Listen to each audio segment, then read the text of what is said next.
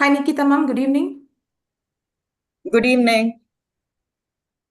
We'll get started in 2 more minutes. Sure, no problem.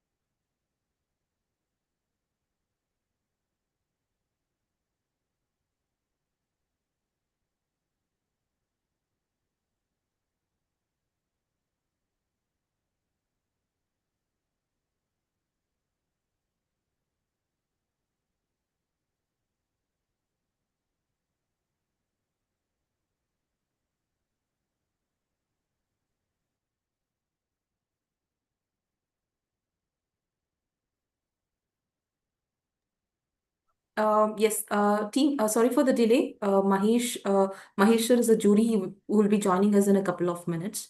So we'll just wait for him to join. 2 more minutes. Yeah. Thank you.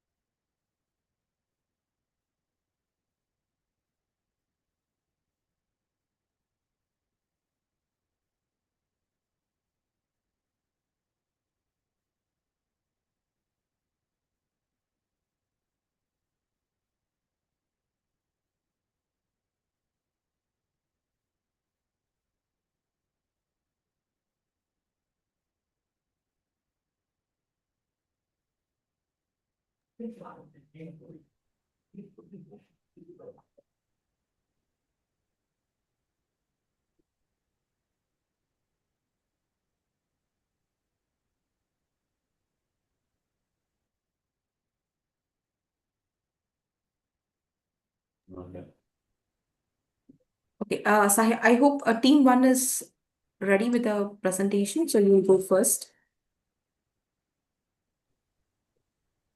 Uh, yes, Soumya, we are.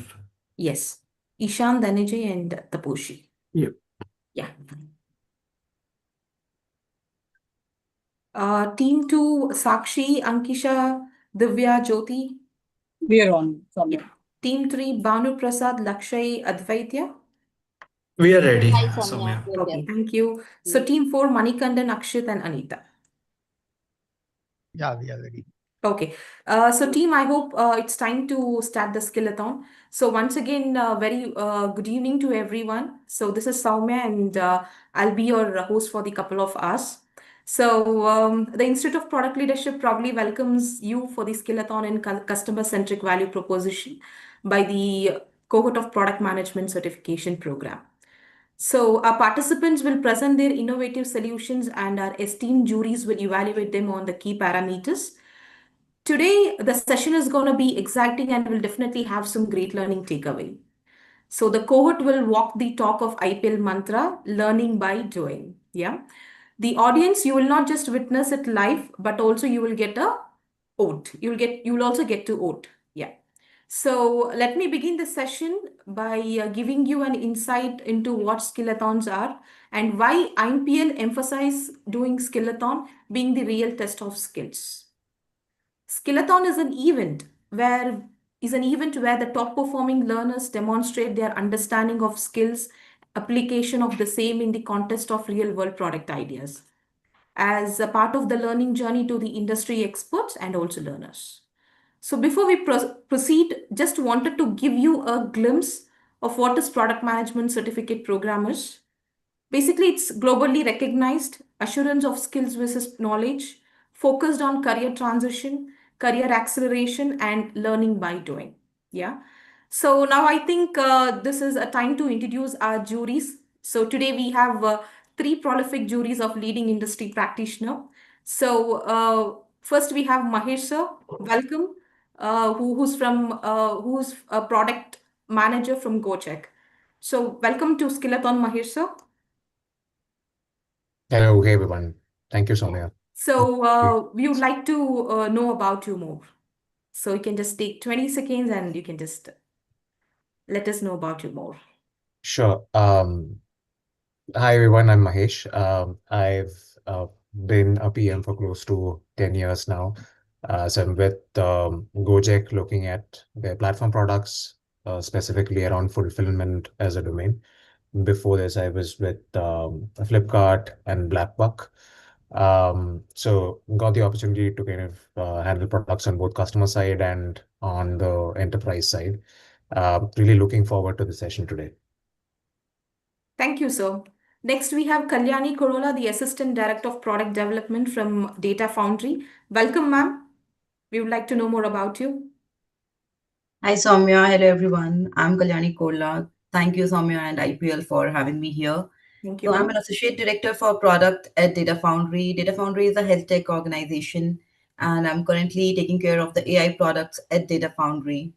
So, I come from a research background, a hardcore life science research background, with a PhD in biochemistry, with postdoc from IISc, and then moved to product management. So that has been an interesting journey, and I was also associated with IPL. I have also done the same course that you are doing. I was sitting on your at your place maybe a few years ago, sometime during the pandemic. And it's great to be here, and I'm looking forward to see how you guys are.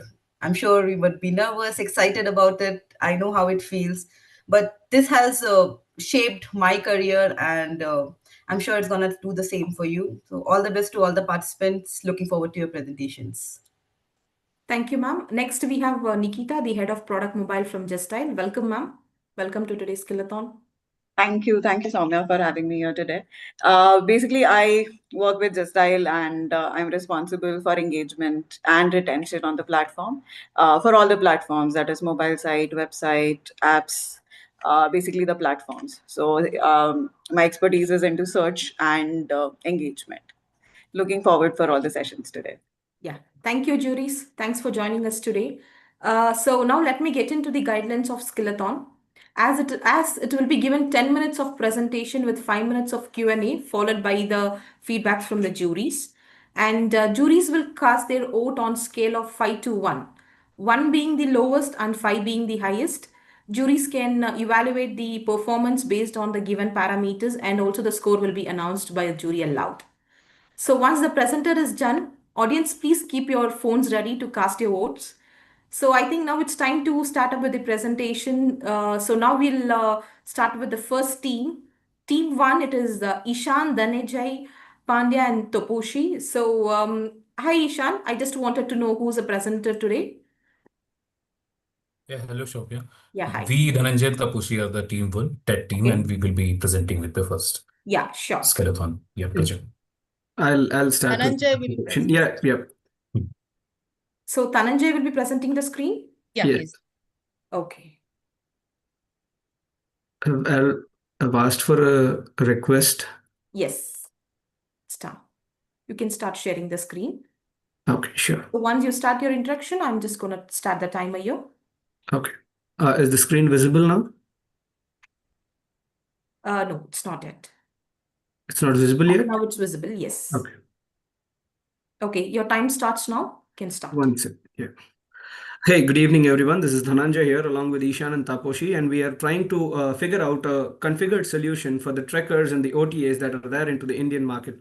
Let's go through the same. Where are we looking at? We are looking at travel Darshak. Discover your travel destination is what we are looking for. What's the problem that we are trying to cater? What's the problem? What's the actual core of the problem is that the fragmented OTAs ecosystem, lack of package transparency, lack of safety measures and medical backups, and the SOS readiness that is not there with the present OTAs, or which is promised into the market but is not delivered the way it has to be. That was the core that we figured out. And when from seeing it from the OTAs perspective, we see that they struggle because of limited digital visibility, market inefficiency, and customers miss out on to discover them because they do not have the correlated structures that is already there with the OTAs or the bigger names that are there in the market. Though they promise things, things are not delivered the same way. Now, when we get into the problem discovery, we tried to correlate our hypothesis with the real-time data that we have by our secondary research, and the sources are research papers, industry reports, government reports, and the other stuff.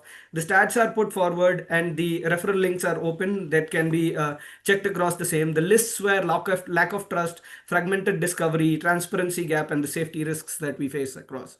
From which we moved on to our primary research, wherein we got to 150 people, different streams, techies, medicos, banking, CAs, and students, wherein we figured out that these are the core areas in which they are facing problem. Basically, the higher percentage, that is the blue one, that's our market target, or the one that can be considered as the niche in which we can perpetuate into. Questions like how complicated is it? How do you discover your booking, or how hard is it to discover something, or how many days does it take for you to get assigned to a particular trek? Moving further, when we look into the customer interview, we got to 80 different OTAs pan India through social media and web, and we discovered that because of the lags that I stated in the beginning, they are facing all of these problems.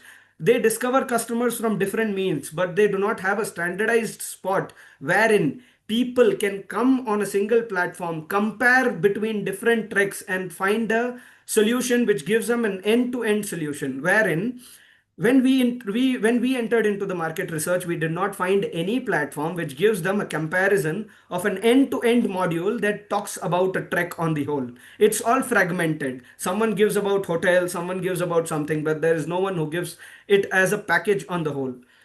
Moving further, we went into the market analysis. We see that it is growing by 17.8% CAGR by 2033, and these are the growth factors that we identified: digital infrastructure, rise in the online agencies, changing customer behavior, and that is why we came to a question: why now? So these are the prospects that says why now. The data that's there in this, along with the sources mentioned, clearly mentions that the level of criticality or the risk that a founder can take today is way lesser, because the growth and the reach has moved very far within the customer segment. Now, when we look into our TAM, SAM, and SOM, it caters somewhere around 6 to 12 lakhs, capturing 540 crores only on the niche that is mountain trekking. When we move the niche further, it caters somewhere around 229 crores, and we further move into our own niche, then it will cater somewhere around 12,000 people with a lump sum amount of 50 lakhs.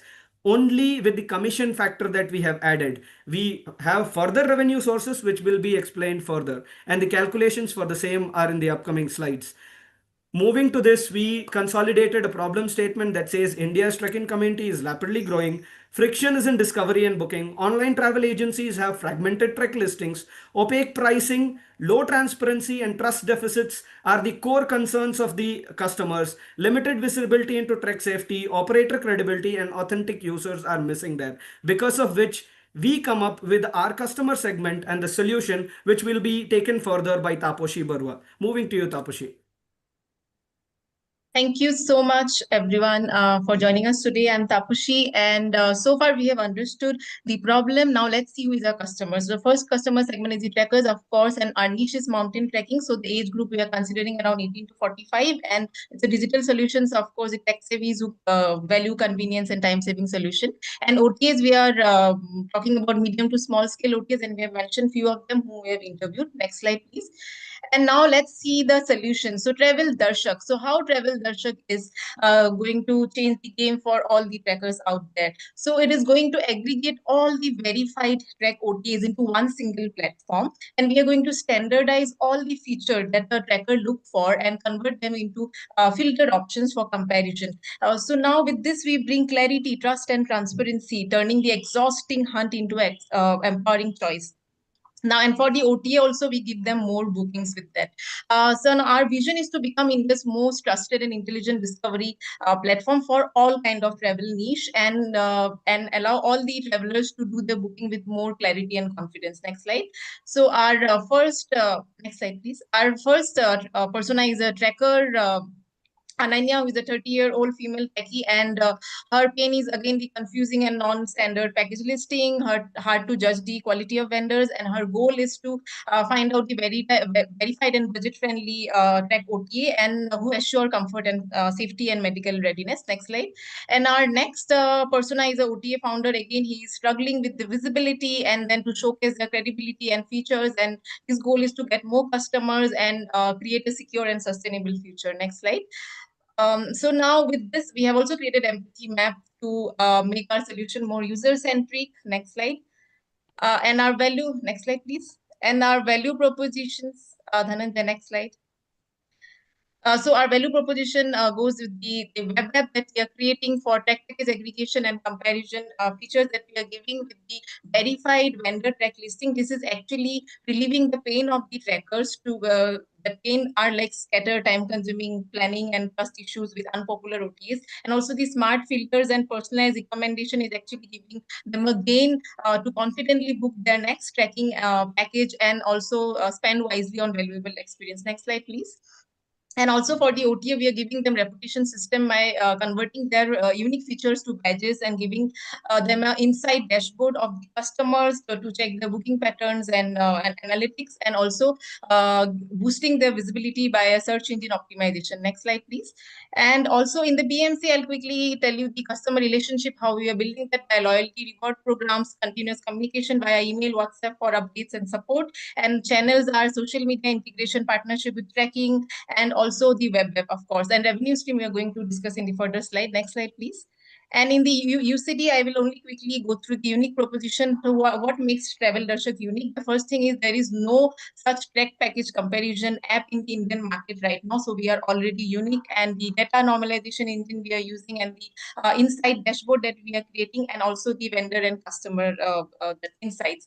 Thank you so much. With this, I pass this to Ishan for the future slide. Thank you, Taposhi.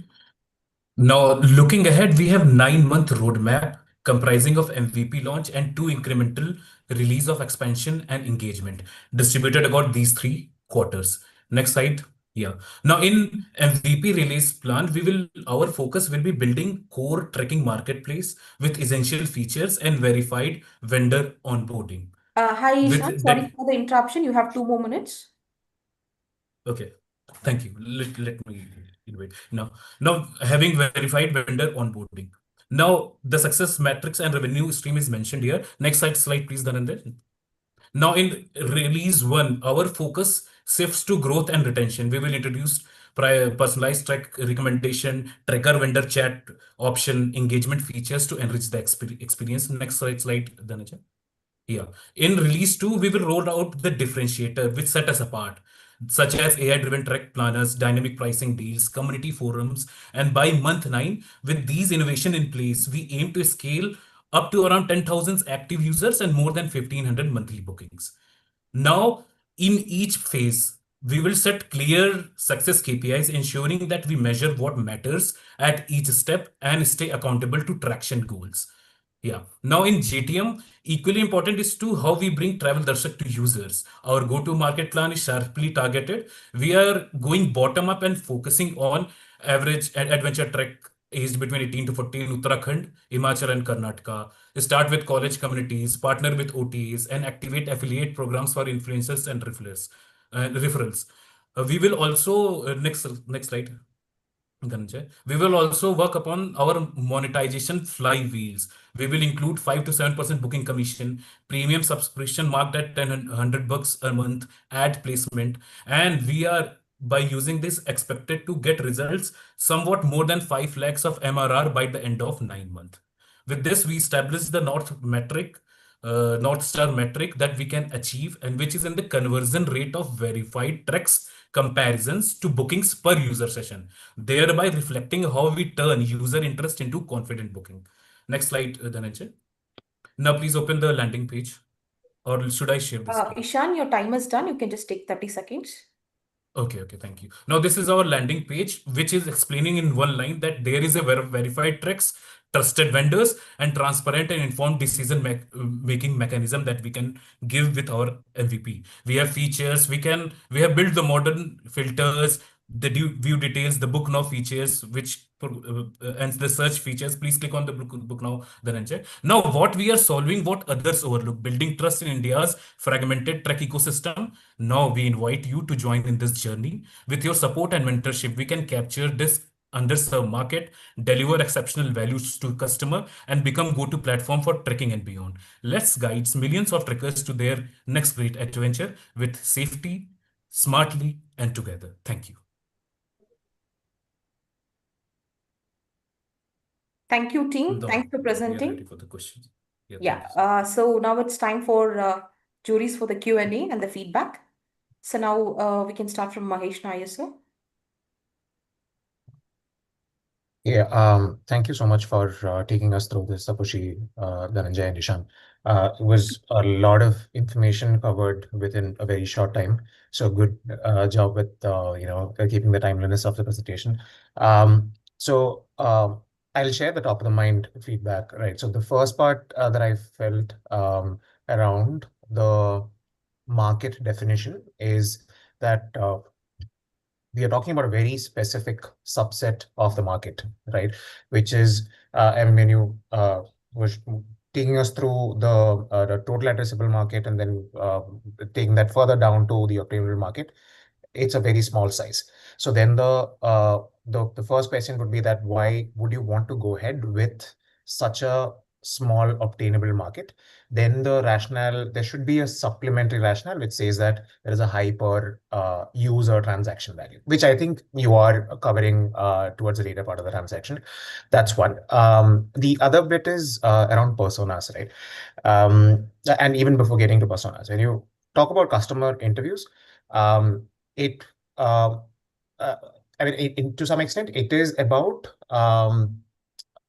getting the users to share their problem statements from open-ended questions, right? Now, what you have clearly, comprehensively covered is a very specific set, again, a subset of users and what they are facing as gaps in terms of offerings being distributed, no single platform and all that. But it's also possible that you may have a 50 plus user who may want to go for a trek but doesn't know how to go about it. They may not even know that online options are there, right? How do you address that? So that as a persona is a persona that you could have thought through, because that would help you expand your obtainable market, and at the same time think of other services which people are willing to pay even more for, right? Because if you want a 50 plus or 60 plus person to go for a trek, you need assistance, you may need 100 other things to be figured out at that point while they do that, right? So that's one further improvement that I see specifically around persona definition and customer interviews. I think from problem solution fit point of view, great job coming up with a quick prototype of what you want to go with in the MVP, and that gives us clarity around what it can be to start with, as an aggregator of services. And it can, you've also defined what could be the possible next steps around, even adding a gear marketplace towards the later phases of the journey. So I felt that the problem solution fit, and even the MVP is extremely feasible and something that you can directly start with. Overall, great job working on this end to end. And yeah, thanks for taking us through your pitch. Thank you. Just Thank you so much. one thing that I wanted to clarify is that I completely agree to every point that was stated, and we actually wanted to get into a niche market which is very, very volatile, which is actually going forward as of now. And our plan was to cater that market, because catering one market will be a less more burden and less more tech involved. And once we do that, and once we have our infrastructure and the ecosystem ready, we'll be able to move into each and every segment of the entire travel sector in India. And that is evident in the vision statement that we have, and even the market analysis, because the market analysis that we have done, it's on two sections. The first section is that whole of the Indian market, how is it growing when it with respect to travel, and only the adventure tourism, how is it growing. So we completely coincide with your idea, and the futuristic vision is to capture everything, but slowly, one by one, one by one. We wanted to solve one problem at a moment and take it further into different aspects of our segment. Got it. And Another one to ultimately think of grow would be to the real. moat that you can create with the solution, right? Mhm. So if there is an OTA, and existing OTA can quickly replicate what you're trying to do. Yep. So then what would that differentiator be is another thing that you can possibly think of. But yeah, over to you guys. Sure, sure. Thank you. Thank you. Thank you, sir. Next, ma'am, Kalyani ma'am, your feedback and your questions. Sure. I'll start with a few questions because Mahesh has actually covered a lot of things that I wanted to say. So great points, Mahesh. I didn't see any mention of the two top market players that I feel are there in this segment, that is Trek the Himalayas and India Hikes. So have you done any research on that? Yes, the competitor analysis is what you're talking about, ma'am. Yes. So Yeah. how would you differentiate yourself from India Hikes? See, India Hikes doesn't give a comparison platform as such. It offers trekking. It It offers, has a comparison filter things available in their own platform for their own treks. Like I can choose whether I want to go with a easy to moderate trek, moderate to hard trek, my price range, what altitude I want to go to, how many days I want to do it.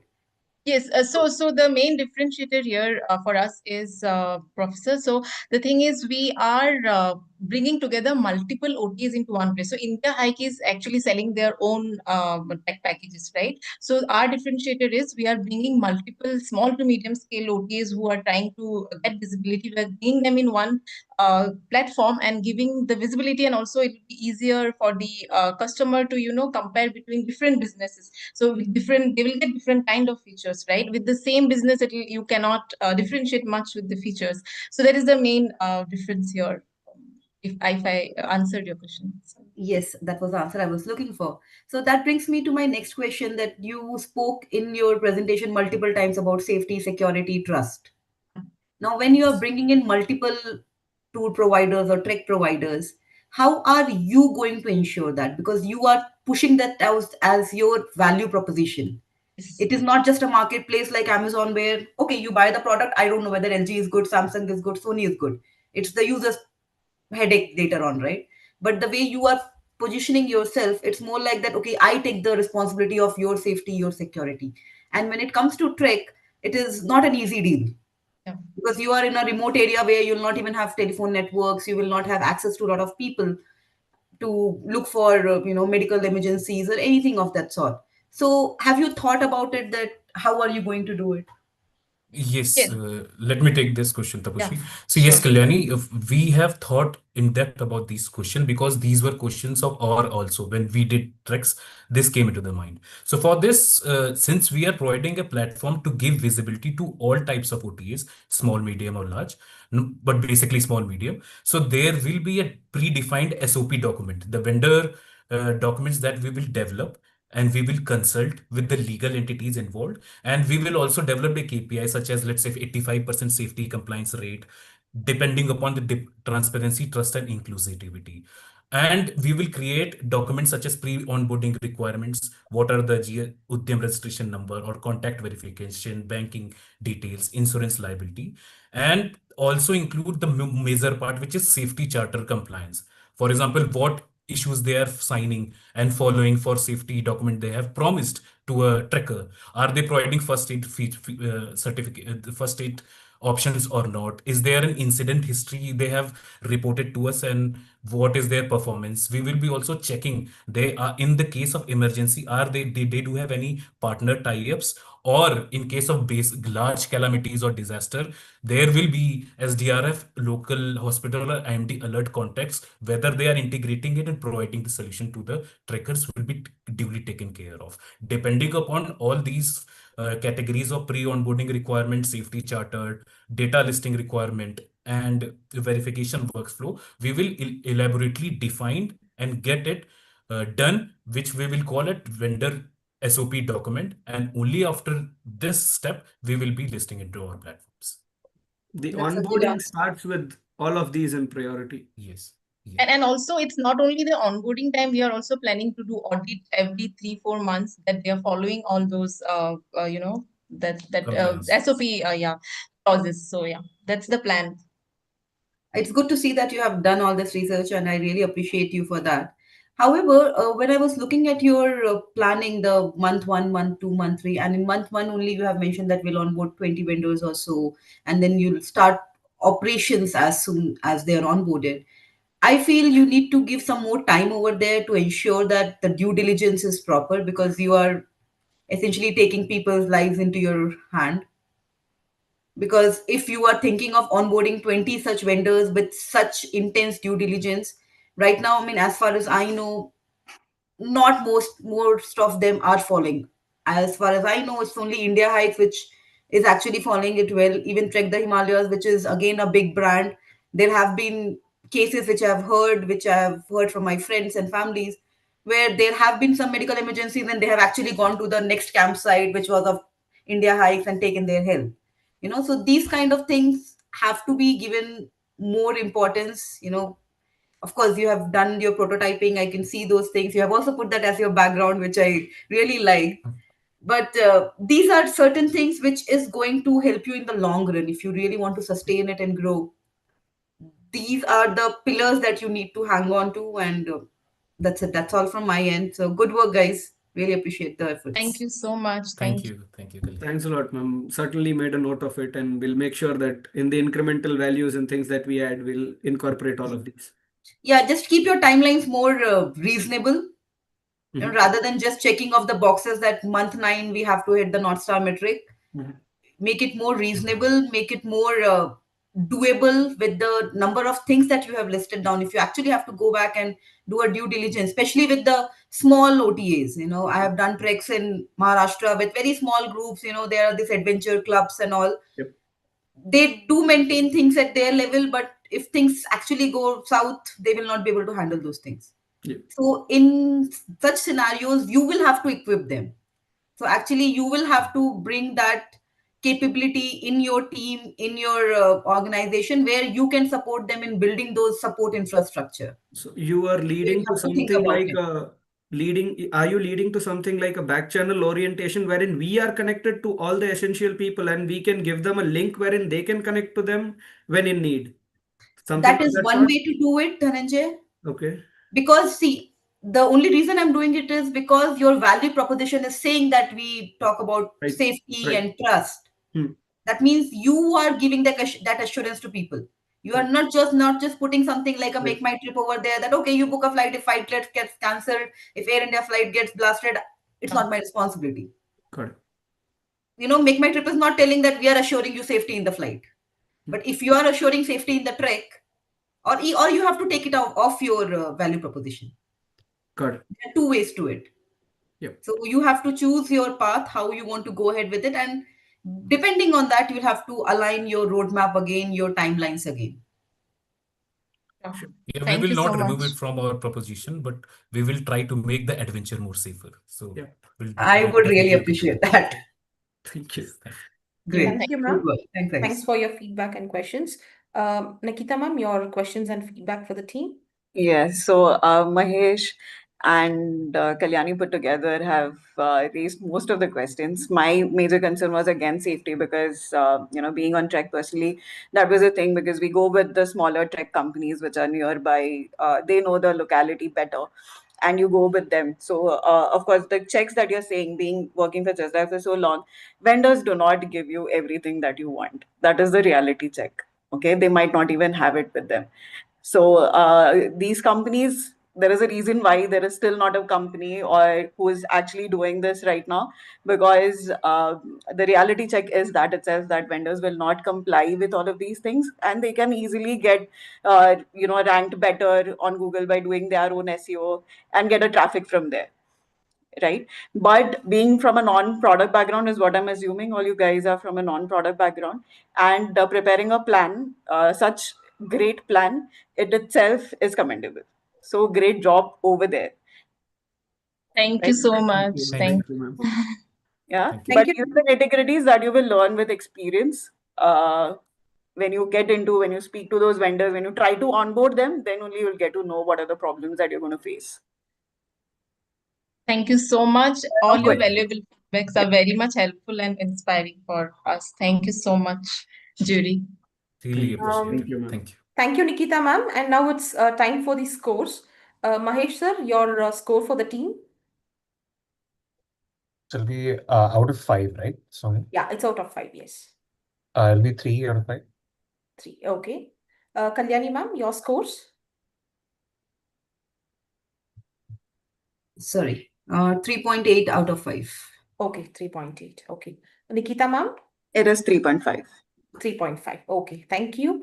Audience, now it's time for the casting your votes. So here is the QR, so you can just scan it. We have 30 seconds. You just scan the QR and you can cast your votes for team 1.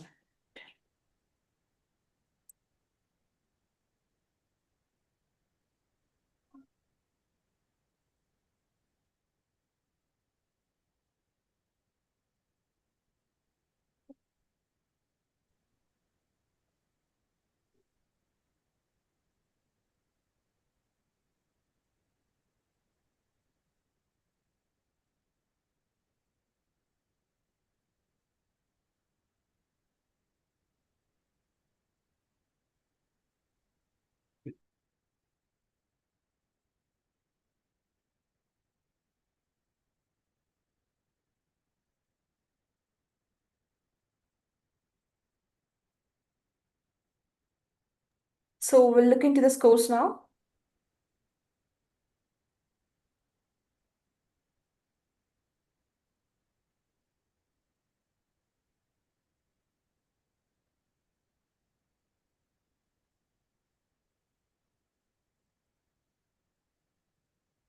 Thank you, team 1. Now let's get into team 2.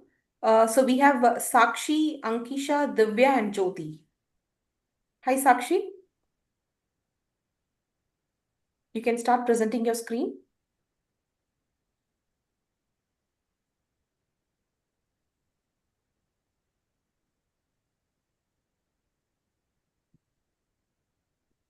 Yeah, Sakshi, you can start.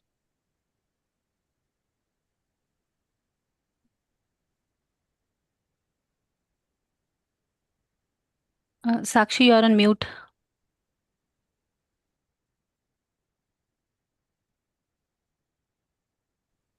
Me now? Can you Yes, hear? yes. Yeah, Sakshi, you're audible and your time starts now. Okay, thank you.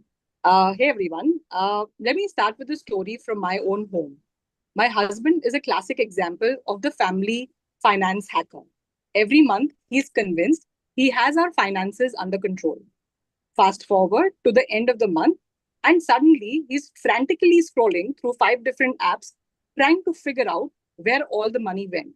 He's convinced that our subscriptions are multiplying like gremlins after midnight. And just when he thinks he's cracked the code, a forgotten auto debit pops up and ruins the budget plan. We joke that our money has a secret life, and it's definitely more adventurous than we are.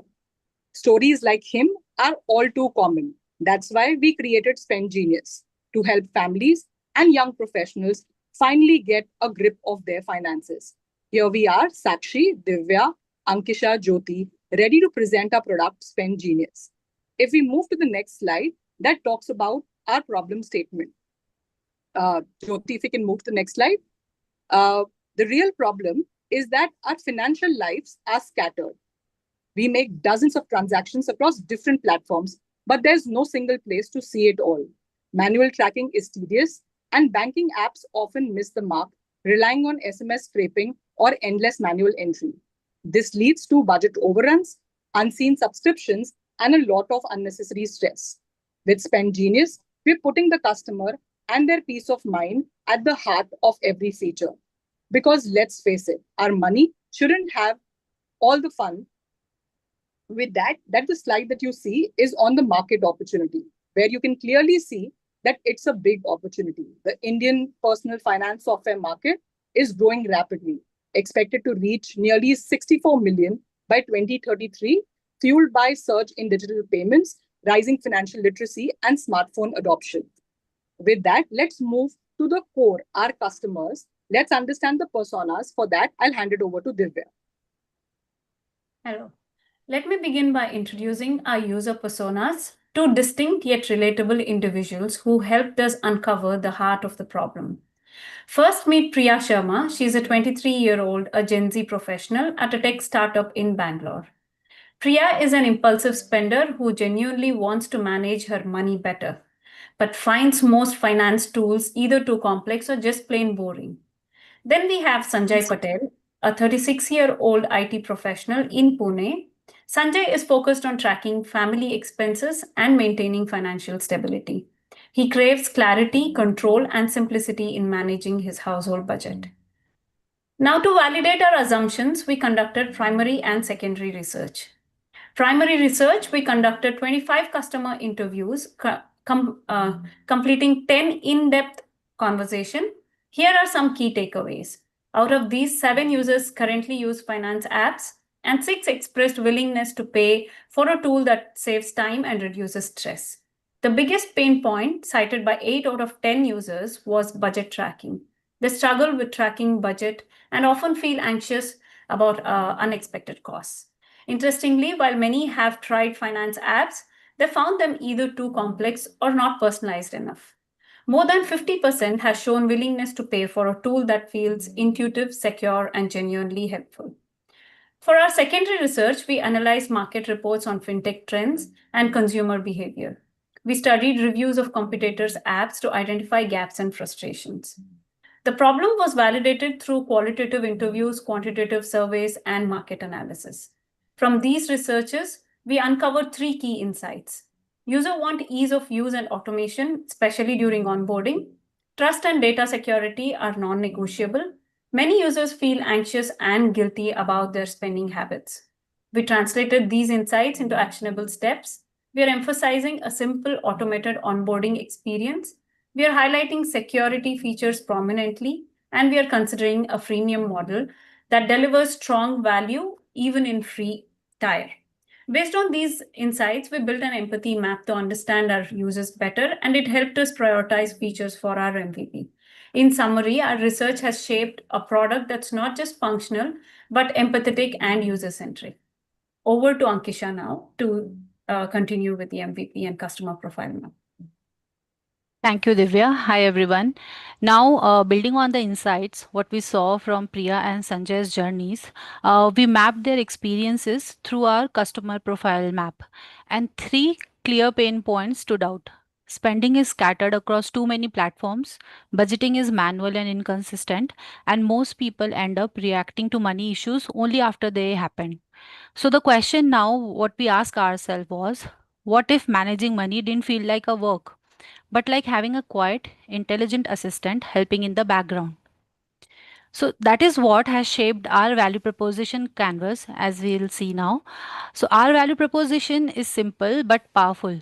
Spend Genius helps people track, understand, and improve their spending without asking them to do more. We design painkillers to remove frustrations by automating effort and gain creators to deliver clarity, confidence, and calm. To bring all of this to life, our MVP focuses on two key layers: foundation and intelligence features. So the foundation features are our core MVP features: a unified dashboard, one clean view for UPI, cards, wallets, and subscriptions, auto syncing feature with apps like Paytm, Swiggy, Zomato, Book My Show, Uber, Ola, etc. So tracking happens automatically. Smart categorization and budget setting, helping users stay organized and in control, and real-time alerts and nudges that notify users before they cross their limits. Then, next screen, we'll see the intelligent features. So, spending analytics, predictive analysis to visualize trends and patterns, and Penny, our AI assistant. You can simply ask, how much did I spend on food this week, or how much I have spent on movie last week, something like that, and get a quick, intelligent answer. So moving on to the competitive edge. So when we compared Spend Genius with competitors like Walnut, ET Money, Money Manager, etc., we realized like most of the tools which are available in the market are reactive. They summarize expenses only when it has already happened. But when we talk about Spend Genius, it is very proactive. It predicts, guides, and even prevents overspending through automation and AI. So to make it simple, Spend Genius is not just a tracker, it's a financial wellness companion that learns from behavior and empowers users to stay one step ahead. So, Spend Genius turns financial stress into clarity and calm, helping users make smart decisions with less effort. And now, over the next slide, you will see how we have tested all of these ideas through our MVP experiments. Thank you, Ankisha. So before we heavily invest in our product, we wanted to call out some key assumptions that we are going to make and test it out. So critical assumptions that Sorry for the interruption. You have 2 more minutes. Sure. So the critical assumptions that we are calling out is that users struggle with fragmented expenses across multiple apps. Key assumption that we are looking at is that the app fully adheres to all kind of regulations and compliant with the data protection laws. And we are also assuming that users are willing to connect their finances, provided that we guarantee a sense of trust and security. Now, in order to validate these assumptions, we have mapped out a few hypotheses and a few experiments to begin with. So we are going to start with a landing page, which will clearly put out the value of the product in a one single unified dashboard, and a quick CTA action that asks for sign up. Now, in the landing page, post that we have the landing page, we are not just showcasing the user our features, but we are also asking the users what they would like to add in the product. So for that, we went with a user survey form, which helps us understand the top loud features, the usefulness of the app, and what is it that they would like to add. And to sum it up, we have a prototype design, which we would like to test it with a small cohort of users to understand the usability, the ease of navigation of the overall app, and the overall look and feel. So these are the metrics that we will be tracking post the experimentations. From the landing page, we will majorly look at the CVs, the web traffic and mobile traffic, signups, bounce rates, and drop-offs. From the survey feedback, we will iterate our product based on the top pain points, most loud features, any other feedback from the users, and the usefulness of the app is considered. And from the prototype, we will get a usability rating, the overall qualitative feedback, ease of navigation, and the UI and UX experience. Now, from the experimentations, our next forward steps is learning and iterating the product. So we are going to build and track this for a certain period of time. Based on the metrics that we get, we are going to iterate our product and evolve from our MVP to a complete app that solves all your finance related issues in one single app. Now, in the annexures, we have included some steps which helped us a lot in preparing our overall product, which starts with empathy map, helping us to understand the users, followed by problem and business model fit. And then we also did whether this problem is worth solving, the kind of checks that we had, and finally a product market fit to see where exactly our product fits in the market. And this is a Figma prototype. We also have a link which we'll be happy to take you through. That's it. We are open to Q&A. Thank you, team, for presenting. So now it's time for your feedback and Q&A. Mahesh, sir, your feedback and Q&A for the team. Okay, so I have a quick request, right? I can just go by my name. Please don't use Yeah, sure. Yeah. Thank you so much for the presentation, folks. Sakshi, Ankisha, Divya, and Jyoti. I'll start with the things that really stood out for me, right? The first one is storytelling, right? You had a clear narrative, very succinct presentation, very like organic flow. The second one is the validation of that idea with an actual product in the market. So you have a quick prototype that you have tested with the users, right? The gap or rather the point where I felt that as an opportunity, this could be a tough nut to crack is because there are so many options out there for spend management. So um, and that reflects in the survey that you've done as well, right? Because 7 out of 10 people say that they are using an app, right? And there is an existing solution that they're using. And you've also benchmarked it with the existing solutions as well. So then it's about what is the value that you will be adding that will make the user switch to Spend Genius, right? So that's the aspect that I found a bit missing in the whole conversation. But again, in terms of structure, um, it was really clear. Yeah. So again, one thing that I would want to understand more is that if I'm using, let's say, Cred Money, right? Uh, may not be the best product out there, which does spend management, but still, if you look at adoption number, if you take an app like Cred or Check or whatever that is, for a Cred user, why should I switch to Spend Genius? Is a question that I may still have after going through the presentation. So what would that be? I mean, that's something that I'm keen to know. First of all, thank you so much for the feedback. And with regards to there are a lot of apps like you rightly called out which exist, but there are I'm sure you're aware that there have been recent changes to the RBI to the guidelines from a API integration perspective. So majority of the apps which are there right now, uh, they don't have a complete API integration. And if they have to go ahead and they have to do that entire API integration, it would cost them a lot of money. Now, for us, when we came up with this idea, that regulation already came by, which allows that API integration to happen. So one of the biggest USP for the product is that you don't have to, if you are giving permissions, you don't have to really bother that, some apps it allows and some apps it doesn't allow. So that is the biggest USP. And a lot of the AI powered bits that we spoke about, it is missing. I'm not saying that they are hard to bring about in their existing products, but we will probably take advantage of the first movers advantage.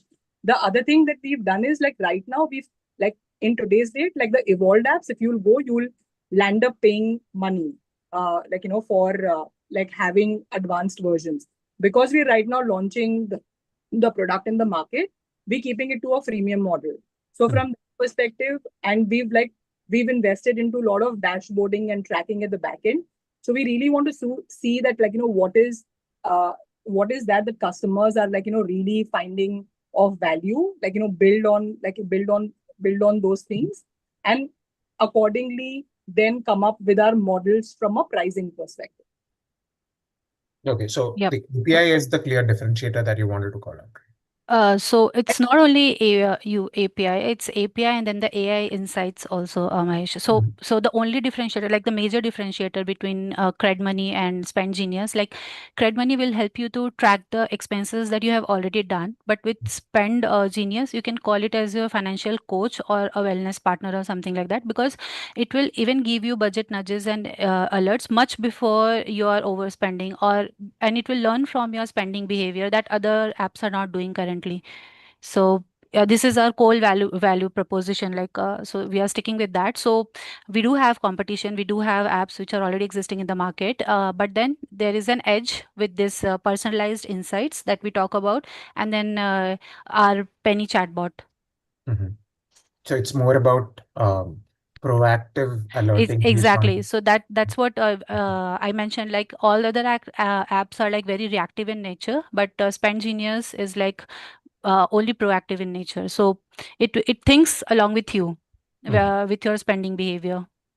Got it. And how do you propose is probably something that is more into the feasibility, but I wanted to understand more because that's one of your key USPs, right?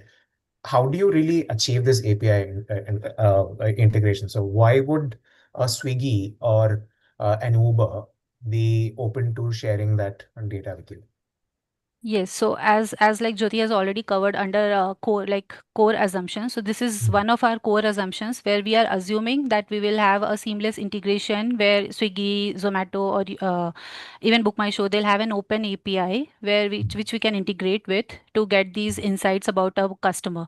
And of course, this will need like user consent, which Sakshi has already mentioned. So we will have this user consent because we know like fintechs in India are very like RBI regulated. They are very like RBI guidelines are very heavy. So we will ensure that we are putting in thought about the safety and security, and we are assuming that these apps will what do you say, like they'll have their APIs open to use via Spend Genius.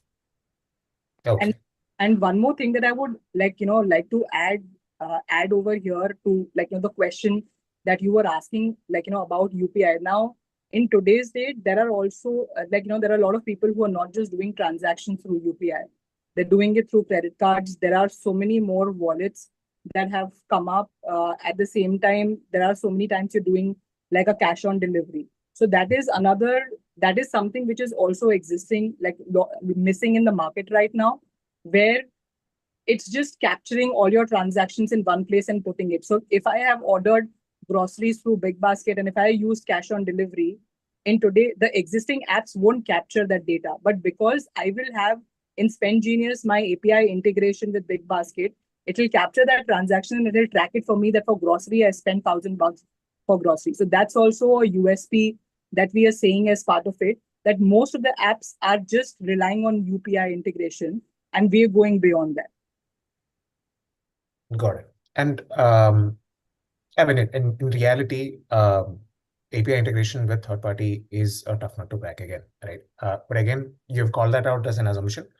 Then it's about using this. Let's assume that it is all based on SMS, right? Because that's the baseline that you would have, and you have all this financial data. You show summaries. You're sending them proactive notifications. Um, you also see a potential for the investment domain as well. That is apart from spend management. Right. I felt that that's a typical journey of spend management apps as well, right? I mean, that's how you would eventually make money as well. So is that a direction that you wanted to kind of consider as well? To answer that, Mahesh, to begin with, our core value or our core vision that we have for the app is to make it an overall spend, predictive spend analysis kind of app. Once that we have successfully achieved that, definitely tracking investments and all those would also come into the picture. But our primary goal is being focused on how can we make a user more conscious about where their money is going upon and help them make a right choice. We're not just pushing the user towards it, we're just going to give that inputs that let's say when we talk about predictive thing, based on a user's previous history of purchase or expense, we are going to show a direction that your last month food expenses are slightly higher than the budget. So we're just going to give that nudge to the user and make the user a choice, like the user has the option to make a choice on it. So this is our initial vision for the statement, like for the app. But like you've said, once we have successfully achieved that and once we've gained enough users trust, we will definitely look into tracking the investments and maybe under SIPs or any other third party things that come into the picture. Got it. Clear. Thank you. Thanks, Steve. Thank you so much for the feedback. Thank you, team. Thank you, Mahesh. Next, Kalyani ma'am, your feedback and your questions for the team. Sure, Soumya. So, Mahesh has again covered a lot of things and good points actually. See, I just want to extend on those things. The challenge would be like he was talking about Cred Money. Now, Cred already has over 50 million users, so they already have a customer base. For them to bring in these new features, when you're talking about API integrations, nobody's stopping them from doing the same API integration. And you think Cred wouldn't have thought of it? They already send me notification that, oh, your investment is planned. After 2 days you have a deduction of 2,000 or 5,000 coming up for your SIP. So they're already tracking those things. So for me, in Grow with my Coin app, it has already linked that. So they already have some kind of integration in the backend running. So what makes you think that they will not be tapping into the new regulation that is out there? Of course. And with the customer base, they will have a bigger advantage because they already have users with it. Now users don't have to download a new app. That is, I think, one of the biggest pain that we all are suffering from, that we have to have an app for everything. So we want to minimize that. So even if your app is giving one more feature, I might just want to still stick with credit because I don't want another new app. That is the one challenge. And second challenge is talking about proactive communication, predictions, giving them recommendations, personalized recommendations. These things sound very good on paper, but actually when you have to build an AI model for it, it's not that straightforward. And same obviously is with the API integration, as Mahesh also mentioned.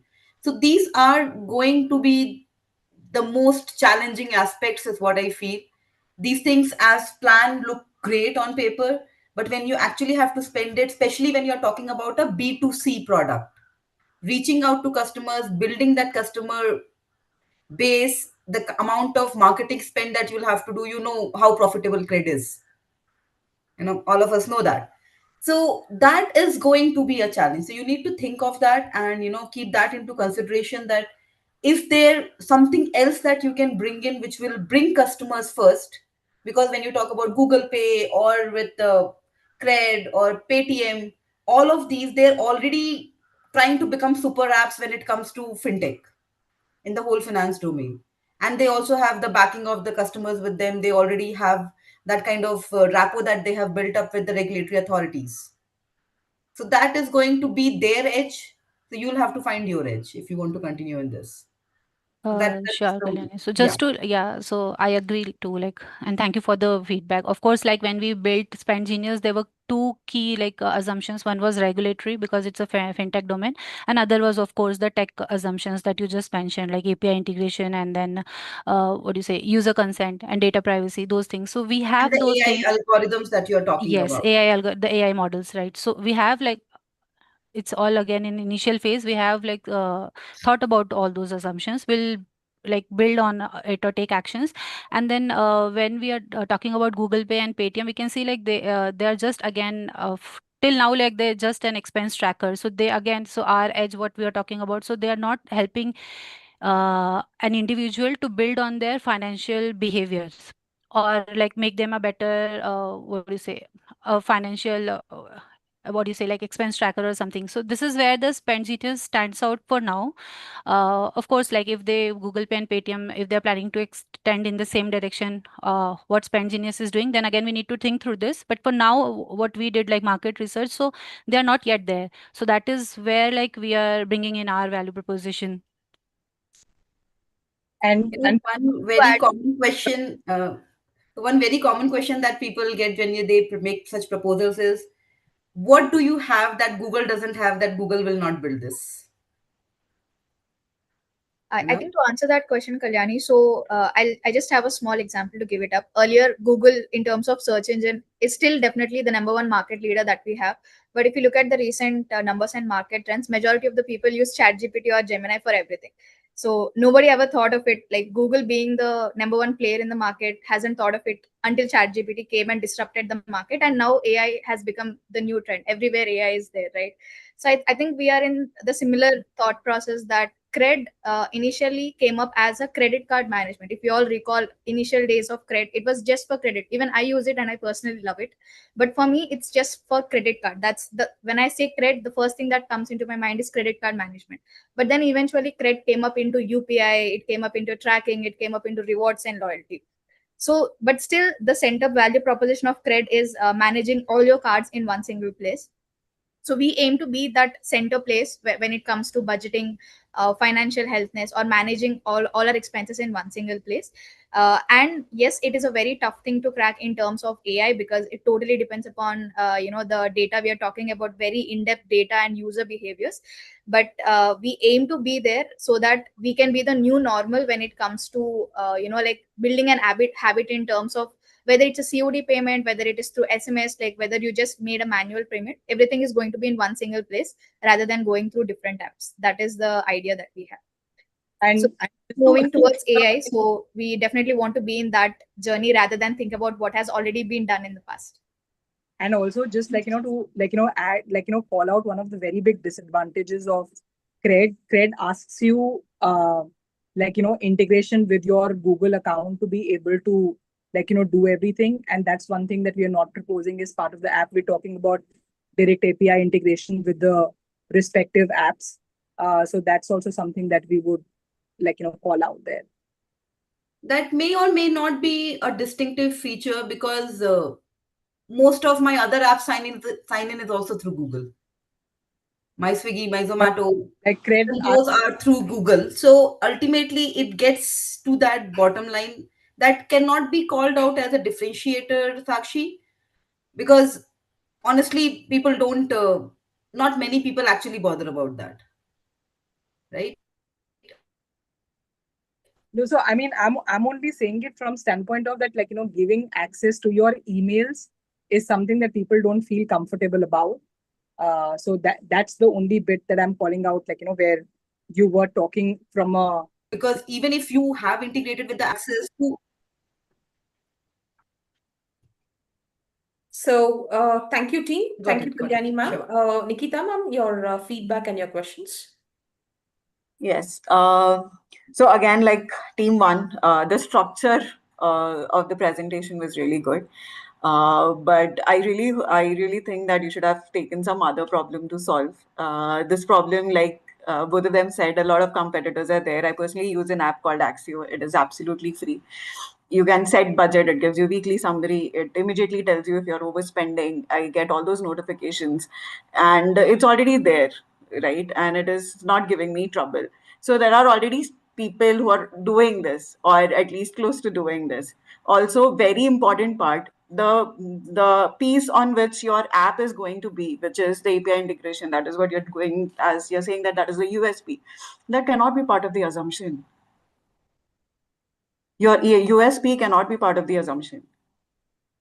No, so what we're saying, Nikita, is that we have made the assumption that the assumption over here is that the other apps will allow us to link it. Correct. But previously, where guidelines did not exist, now guidelines do exist. And if we give them branding opportunities, we give them a larger customer base, that's where we are hoping that they will agree to give API integration. So I'll tell you, like Book My Show, I've dealt with Book My Show, I've dealt with Zomato for all integrations and Just Dial itself, because we can give them better branding options, etc. Right?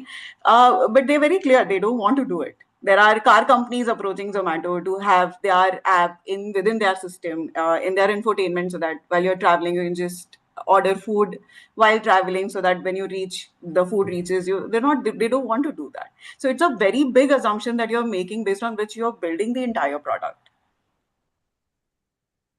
So structure-wise, thinking-wise, I don't see any flaw there. But the problem that you have picked up, that problem apparently everybody is trying to solve. There are now, in the age of vibe coding, I know people who've made their own tracker, spend tracker, the way they want it, through agents. So I mean, the problem that you have picked up is something I hope you would have taken up something else. Got it. Thank you, Nikita. I mean, the thing is, like, we definitely know that this is not not the kind of product which does not have any competition. It has like ample competition in the market, and every one of us uses an app which the other person doesn't know. I use a different app for money tracking. You use a different app. So there is no one particular standout leader in the market which we all can identify by the name, saying that, hey, so like for food, we say Swiggy and Zomato. That instantly comes up. For ride tracking, it's Rapido and Uber, right? But when it comes to spend tracking or money management, there's no one app that comes into our mind. But that's not an actually problem. That's what I'm trying to say. You're trying to solve a problem which does not exist to that extent. Yeah, but then our understanding, like for a problem like this, like we should have a market, so and competition, and then only we can build on that. So based on that, and then yes, of course, like we build on that. Plus the API tracking as well, like you have called out in Swiggy or Zomato, which might not allow us to track directly. The other option that we have is like SMS tracking as well. So if I take an example with Zomato only, like whenever I make any purchase with Zomato, it either links up to my card or to a COD payment, right? But anything that I do, I get an SMS. So once we link it up with our mobile SMS, taking the user's consent, we can also track it in either ways. So that's also one. So SMS tracking is the only way which can be successful in this case, which most of the players are doing, which is just tracking your SMS. And rather than doing it at vendor level, they do it at your card or your spend from where you're spending. They do it at that level. So you don't need to integrate with a lot of vendors. You just have to read the SMS where you're getting certain amount related information. Correct. Yeah. Thank you, Nikita ma'am. Thank you, team. So now it's time for the scores. Mahesh, can I know your score for the team too? 3.5. Okay, 3.5. Okay. Kalyani ma'am, your scores for the team? 3.6. 3.6. Okay. Nikita ma'am, your scores? 3. 3. Okay.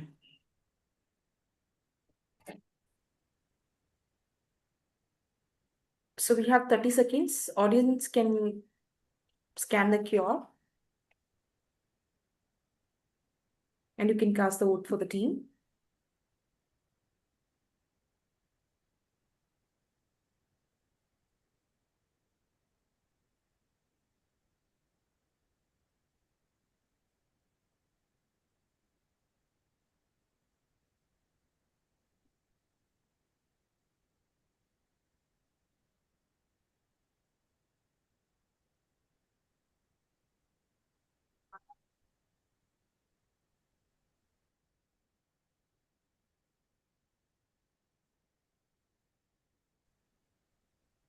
So it's time to see the results now.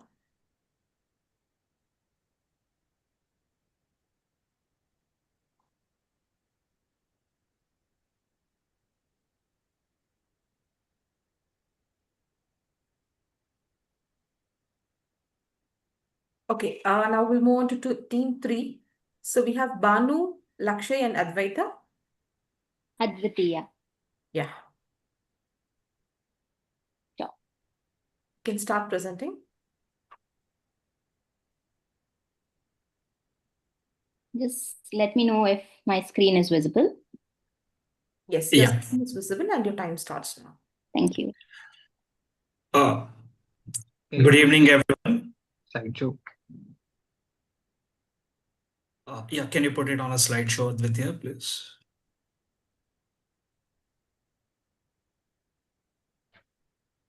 All right. Good evening, everyone. So I'll narrate a story.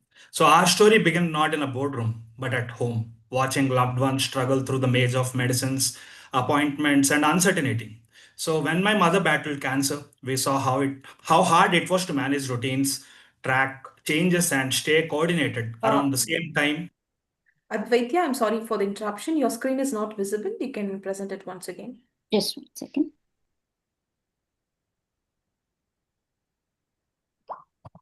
Just give me a second. Some technical issue. Lakshay, can you just present, please? Sure, I can present the screen. So sorry.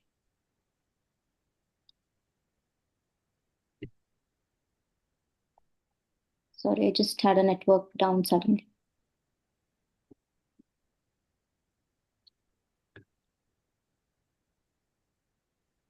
Yeah, I hope the screen is visible now. Yeah. Perfect. Yeah, it's visible and your time starts now. Apologies for the inconvenience. I'll restart. So I was just mentioning that our story began not in a boardroom, but at our home, watching loved ones struggle through the maze of medicines, appointments, and uncertainty. So when my mother battled cancer, we saw how hard it was to manage the daily routines, track changes, and stay coordinated. Around the same time, my teammate Advitya watched her father face the same reminder calls, dose confusion, and the quiet worry that comes when everything depends on the memory. So, even as working professionals, we'd forget taking our own supplements despite having everything at our disposal. So how could our elders manage with more complex regimens? So during one of our brainstorming sessions, Lakshya asked, what if technology could make elder care more human? What if families like ours had a system that reminds, reassures, and connects?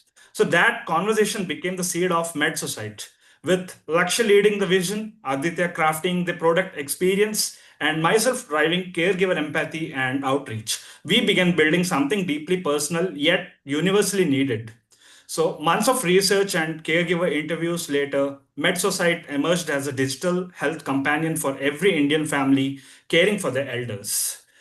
So here we have our positioning statement and problem statement. So I'll just give a brief like how we are different from others. So we have our dual interface and we are focusing on vernacular languages. So these are prerequisites for our geriatric or rather the elder segments.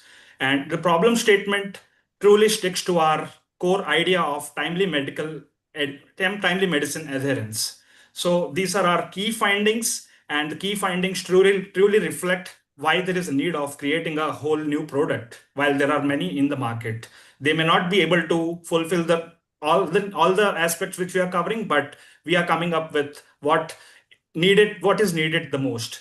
And I would ask my friend Lakshya to go ahead.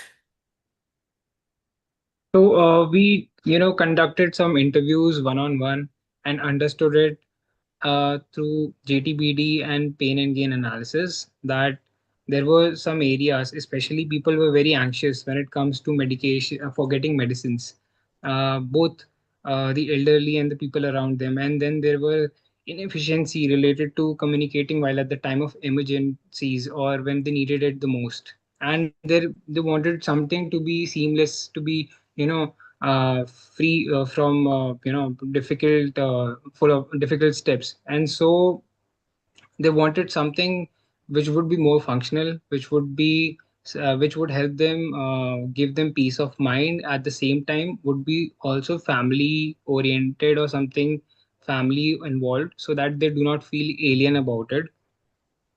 And through personas, we understood that we had to focus on elderly as well as the caregivers, and through which we understood that we had to have a strong tech to support the medication management. Simple apps that would encourage more adoption, especially amongst the elderly, and should be more flexible, as well as should have something related to, then should bring in that sense of inclusiveness as well as intuitiveness. And so even caregivers needed to have the same uh, setup as well, and they needed to see something which would be more centralized, so as to have some control over the medication setup. And with that intent in mind, we went on and gave a more personalized experience to the same thing. Also created something for their family which could link, such as the creation of a caregiver dashboard. um, we created the elderly dashboard, which would be filled with large fonts and would have a more simpler design, some medication reminder setups to keep the medication adherence part intact. We also focused ourselves on to the one touch SOS button, which would help in especially in the case of emergencies when nobody is around, and also will give some native language support as well, so that anybody in their geriatric age would feel easy to use the app. Over to you, Advitya. Thank you. Um, now that we've understood how critical this is and the kind of tensions that elders go through, or as caregivers we go through, we felt that this is a very important plugin that we want to bring. The USP of our product is two main things. One, how can we involve elders as well as their family members into um, having a common goal of ensuring elders take their medicines right, and it prevents a lot of hospitalizations. Like, I come from a healthcare background, and we see that there's 60 to 70% non-adherence, which leads to at least 25% of hospitalizations. And there's a lot of data to back this. So we thought this is a very important and critical gap. So, and of course, since we're in the age of AI era, we wanted to put out something really quick, focused on our MVP features, test it along with the users, and then take it forward. So if I may request Lakshya to just open up the link, and we can do a quick 1 minute walkthrough. We'll be walking through the key features. One is the onboarding for the elderly user and the caregiver. Second is how exactly the caregiver can log in medications and what kind of real-time notifications go to the caregiver, and how do we use the. So since I had some tech issues with the screen, probably Lakshya, you can click on elderly user, and I hope, yeah. We're going to enter a simple mobile number here, and there's an OTP validation, and the OTP is 123456 for the mockup that we've created. There's an OTP that's verified, and just for the sake, we had created some mockups, and we had created a profile wherein we have added one of the medicines that the elderly person had to take. And probably, Lakshya, if you can just click I took it. Yeah. So this gives a success message, and this gets notified to the caregiver. Also at this point, I would also like, Lakshya, if you could just click on emergency SOS. Okay. Yeah. So in an emergency, it's a one-tap button that the elder can use. And also this says your caregivers will be notified immediately, your doctors will be notified immediately, your location will be shared. And most importantly, don't worry, you're going to be safe. So we have a button to say, yes, I need help. That's when all of these notifications get triggered. And if you see, as you click on it, right, there is a back-end banner which says, help is on the way, don't worry, right? And if you go back, and if you just have a look at the caregiver dashboard, Lakshya, if you can just go back and go into the caregiver dashboard. Yeah. So again, the caregiver dashboard is again an OTP verified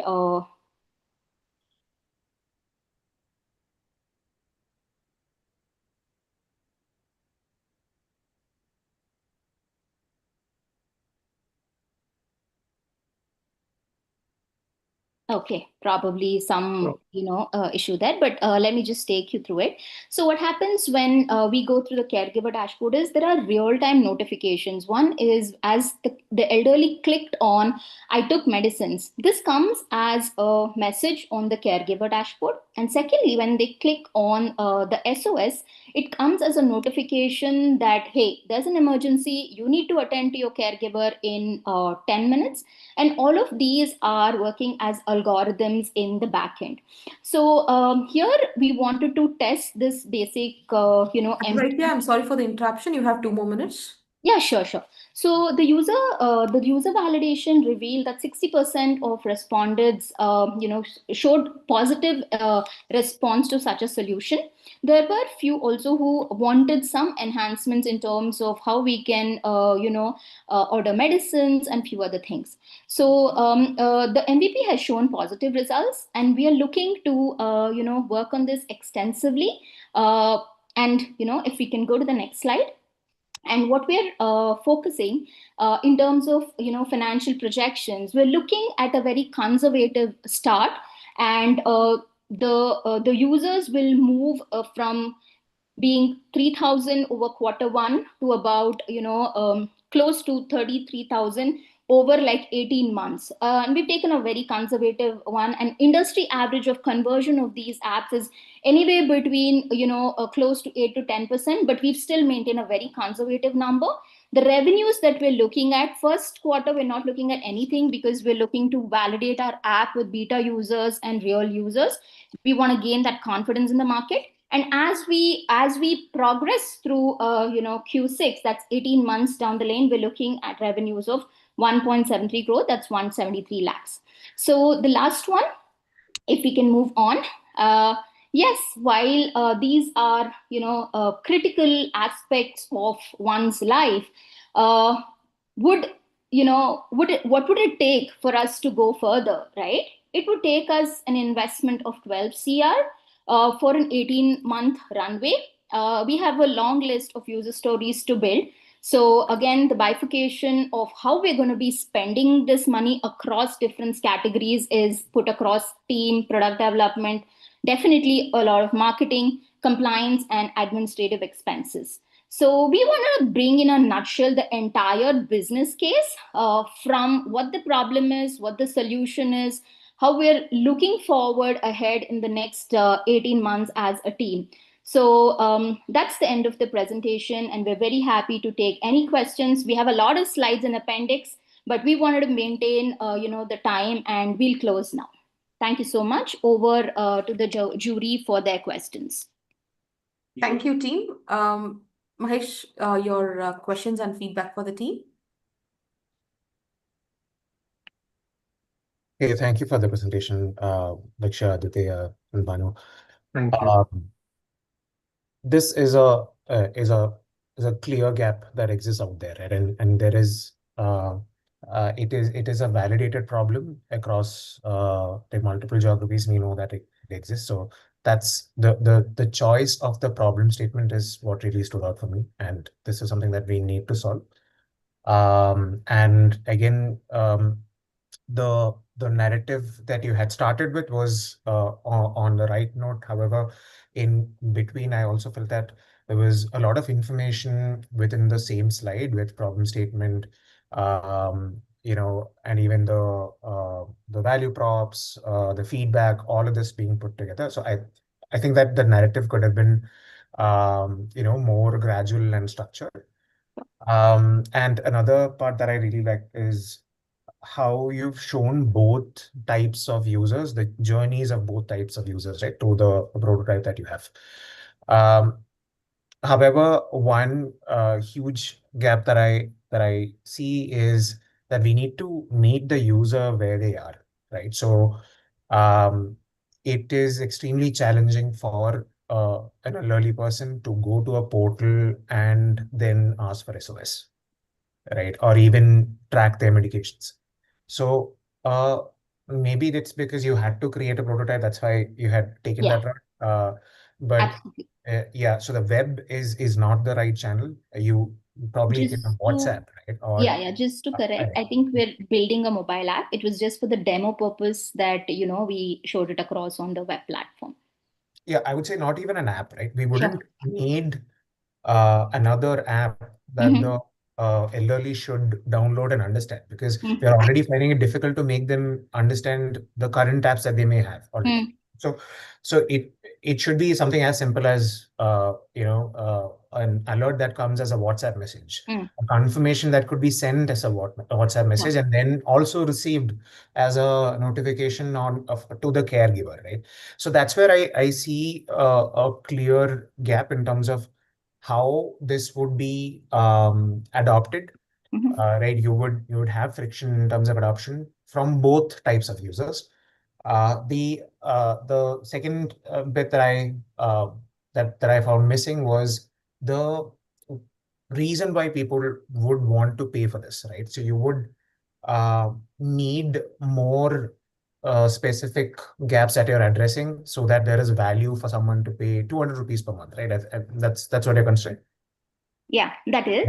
So just to add to that, we're looking at a freemium plus a paid model.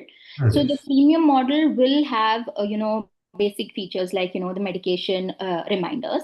And as we have a lot of back-end infra work to do when it comes to emergency SOS, onboard a lot of doctors, onboard a lot of hospitals, that's when we're also looking at a paid model. I just wanted to clarify.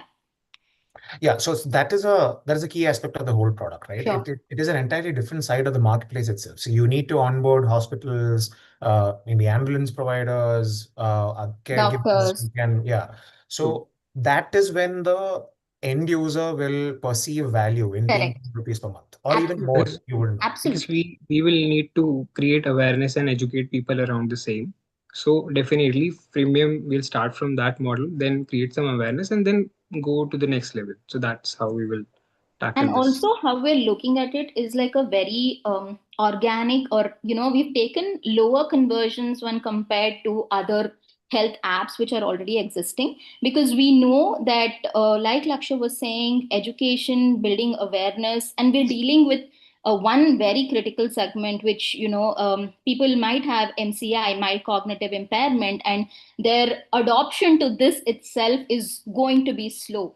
So we've taken very conservative numbers, and we're going to grow organically. Yes. So it's going to be a freemium plus a paid model as they opt for more features. Sure, yeah. So the point that I was trying to make is, even before we go to that part, right? That's about how you would make money. Sure. What I was trying to talk about is the why you should be paid money in the first Sure. place, right? So that there should be a very strong rationale there, or narrative there, right? You have these features, but in addition to that, you have, you'll get to know the right dietary preferences or dietary schedule for an elderly based on their conditions, or you may have access to nearby healthcare providers or whatever. There can be a bunch of things that you can think of. Absolutely.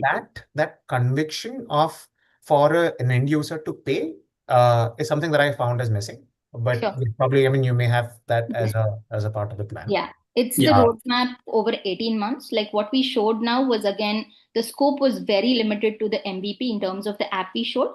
But like I said, there are 60 odd user stories that we're working on to cover over 18 months roadmap. Sure. Cool. Yeah. So that's pretty much what I wanted to share. Thank you. Thank you so much for your feedback. Thank you, Mahesh. Thank you, team. Thank you, Mahesh. Kalyani ma'am, your feedback and your questions for the team. Thanks for the presentation, team.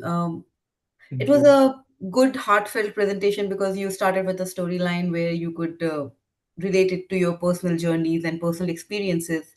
Quite heartwarming to see.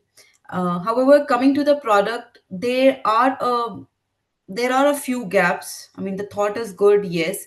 There are a few products in the market which are already into this segment. I don't know a lot of them, but there is one app that I came across long time ago that was called as Khyal. I'm not sure if you have come across this when you were doing your competitive research. So that also has a similar kind of a caregiver and a patient page and all those things. But I completely agree with what Mahesh has said. See, when you are talking about elderly as your one target segment, what if they are suffering from Alzheimer's or dementia? Or in cases where they are not physically so able that they can actually go to an app, type in their numbers, have an OTP to log in. These are friction barriers for you. You should look at something in a scenario of emergency like this, minimum touch points, Sure, absolutely. minimum number of clicks, right? Just to sort of add a point there again, the scope for the MVP was MCI, which we called out was people with mild cognitive impairment. Of course, there are different segments of medical care that people would need. People with vision loss, like you said, people with Alzheimer's, and there are different segments that we want to target, and that's the roadway and runway that we have for ourselves in the future. But for the MVP, because we want to know if this is something that the market at least resonates with, are they willing to try us? So we've taken a straightforward one, which we'll also have less resistance with adoption, which is a segment which is MCI, which people with mild cognitive impairment, are not really the drastic cases for us to start off with. Got it. Thanks And for also that. down the line, we have also thought of integrating it with AI-based assistance and also add some voice recognition features as well, which is definitely in our upcoming sprints. So it's part of that as well. Got it. So one more gap that I saw was about nowhere in the app you spoke about patient's medical history, because when somebody you're talking about, even if it's mild cognitive impairment or if it's cancer or any such things, you cannot refer them to a random doctor. Absolutely. You can create a database of medical practitioners and everything, but unless they have their history. Sorry, again, I think we couldn't present that because of the tech gap. So just to talk about the flow, in the user onboarding, after the OTP validation happens, the first thing that we do is, what conditions are you suffering from? And we have a list of all the common ailments, the diabetes, hypertension, cancer care, arthritis, and a list of that. So once we have that medical history, that sits in our database, and that's when, when we work with providers, all of this history would be mapped accordingly. That's a much deeper aspect to that, Advitya, because just having diabetes, not everybody who's diabetic is same. Yeah, absolutely. Now, not everybody who has arthritis is same. Especially the older you get, your complications increase. Increase. And each person becomes an individual. Absolutely. So just having few check boxes would not help. Sure. You might want to have a more detailed medical history, maybe their reports taken. One AI feature that you can use is that people can upload their reports one time and your AI can generate a summary which is being presented then to the medical practitioner. Sure. So that Just is to add, like the dashboard, we are focusing on a dashboard which would collectively summarize the reports. And on top of that, a very simple thing I would like to call out is like we would like to focus on the UI and UX of the application to a greater extent, right from the font until color scheme, everything. So we want to make it very much user friendly for the geriatric segment. Yes, that is a very important point, and I'm glad you pointed it out. However, again, coming back to what Mahesh was telling, that, would I really want an app for this? This could be text messages, this could be WhatsApp, this could be, if I have to tell somebody that I need help, I just have to send a message to maybe my mom or my son or whosoever is around them, or their first point of contact, right? So that message, and then they can coordinate that who is the right doctor to take them to, who is the right people to reach out to, because especially when you are in such a scenario, you have these contacts handy with you. To So answer that, maybe I would say, think of a USP which would MVP. It sounds good that yes, there is minimum viable product that we are talking about, but is it the minimum lovable product? to answer that, I would say that we do not currently have any platform which is focused on dual interface, which is definitely the caregiver and the elderly. And secondly, what we're trying to do is put everything, each and every information at one place. So even the reports are there, downloaded in the app. Even the doctor can go and download it and see what are the, previous problems were, how should I deal with it now. Even the app and update system, everything is all, integrated into the ecosystem. So each and everybody is well informed about what is happening. So right from selecting the doctor to which doctor should we, consult, and what are the reports and current status, everything related to the medication adherence, what all medicines were taken, how many times they were taking. So we have kept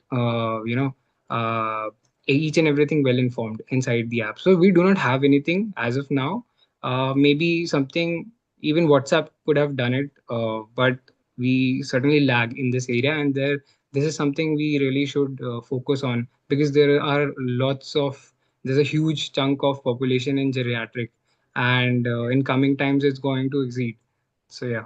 So to me, what it looks like is you guys have actually thought a lot about it, but not everything could come into the presentation. Yes, absolutely.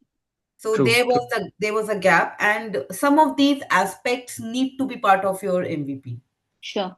Because if you go ahead with an MVP, just two features that, okay, I'm taking my medication. For taking my medication, I can set up a daily reminder, right? And telling somebody for SOS, I can send a WhatsApp message. So this MVP is not solving my problem. It is not giving me a pain point which needs to be solved. It's more like good to have. It's like a delighter. It is not a painkiller. So think of a USP which can bring that value inside, which can, actually drive people to download this and have it, or, use it regularly, whichever way or format you want to go ahead with. So I just want to bring about a point here. I think we all have phones, we all have reminders that we can set up, but still statistics says that even irrespective of all of this being available, 60 to 70% of people still don't take medicines. So True. that was for us a key pain point. Like, okay, while there are, because we looked at all the alternatives, because we used it ourselves, right? We've set up reminders, we've tried to do that, try to do, like, available things in the market, but ourselves itself in the room, we were falling short that this is not really addressing a problem. And why we selected this as a pain point, not only from our thought process, when we did user research also, this point came about. And when we look at a larger ecosystem, right, so this can lead to a lot of emergency hospitalizations which could be prevented. So when we look at it, it comes about as a very simple, okay, it's a reminder for your app and your caregiver being informed. But when we look at the value chain over a period of, say, a year, right, we'll still have to run all of those experiments, but we're looking at reducing preventable hospitalizations. And that's one of our outcome metrics that, we would want to track.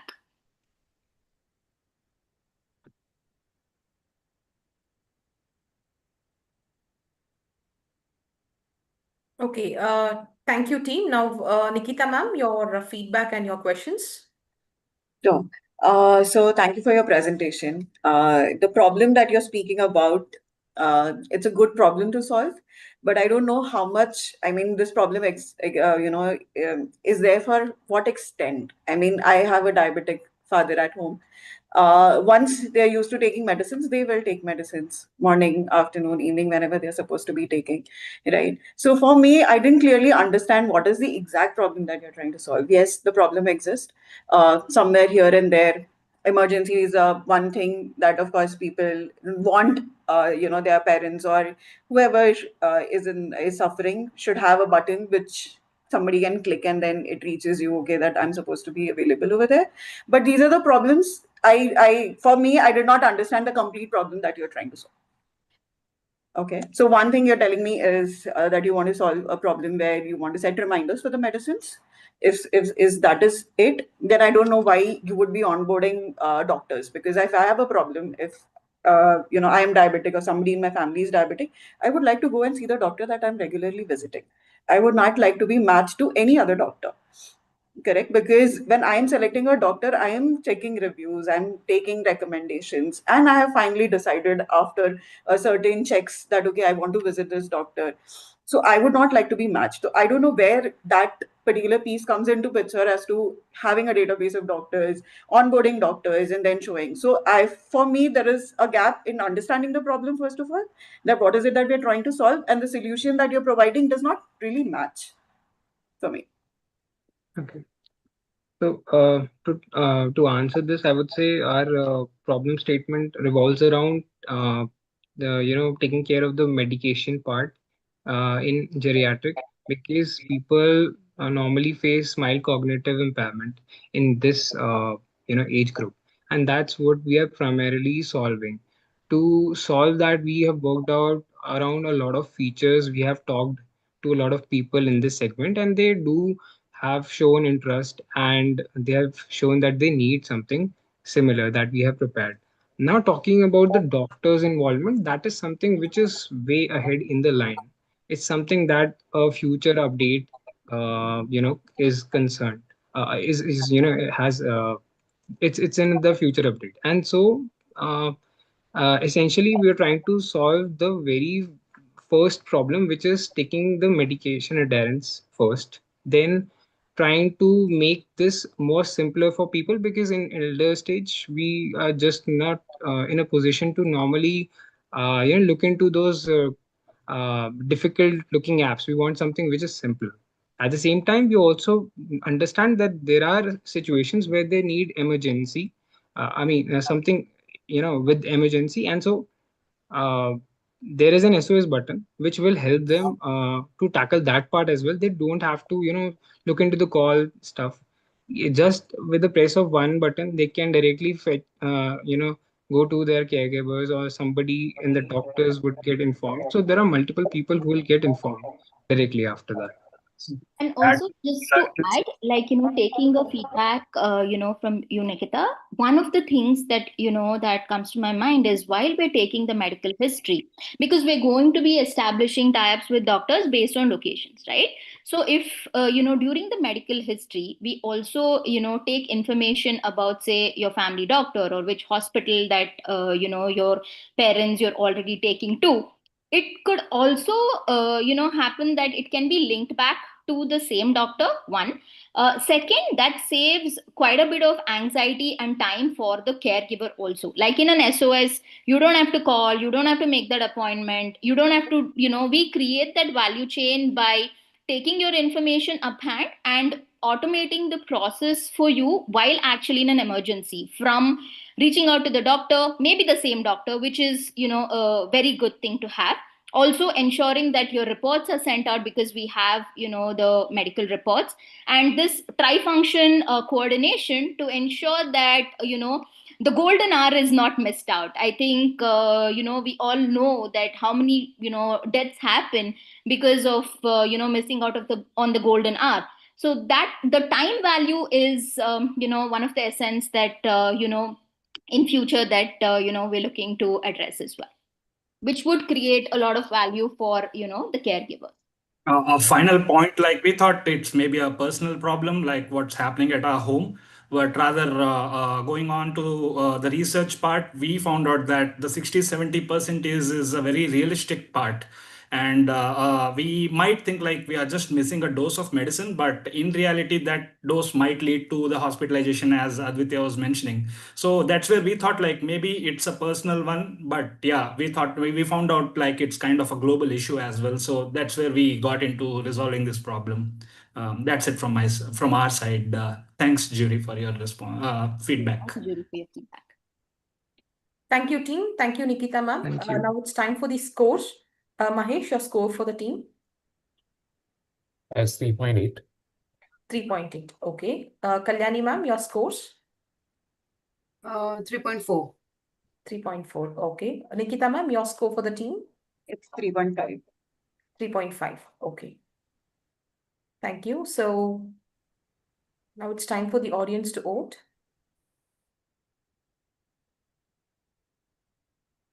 You can scan the QR.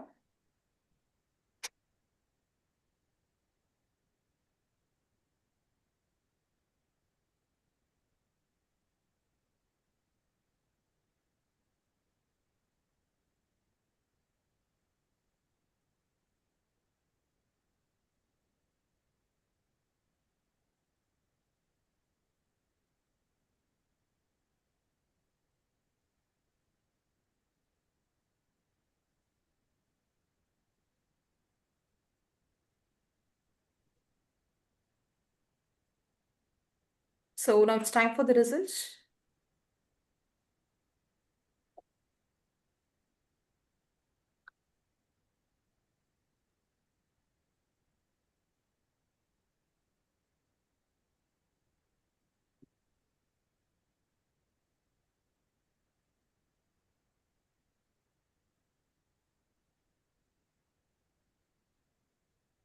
Okay, now we have team 4, Manikandan, Shanmugam.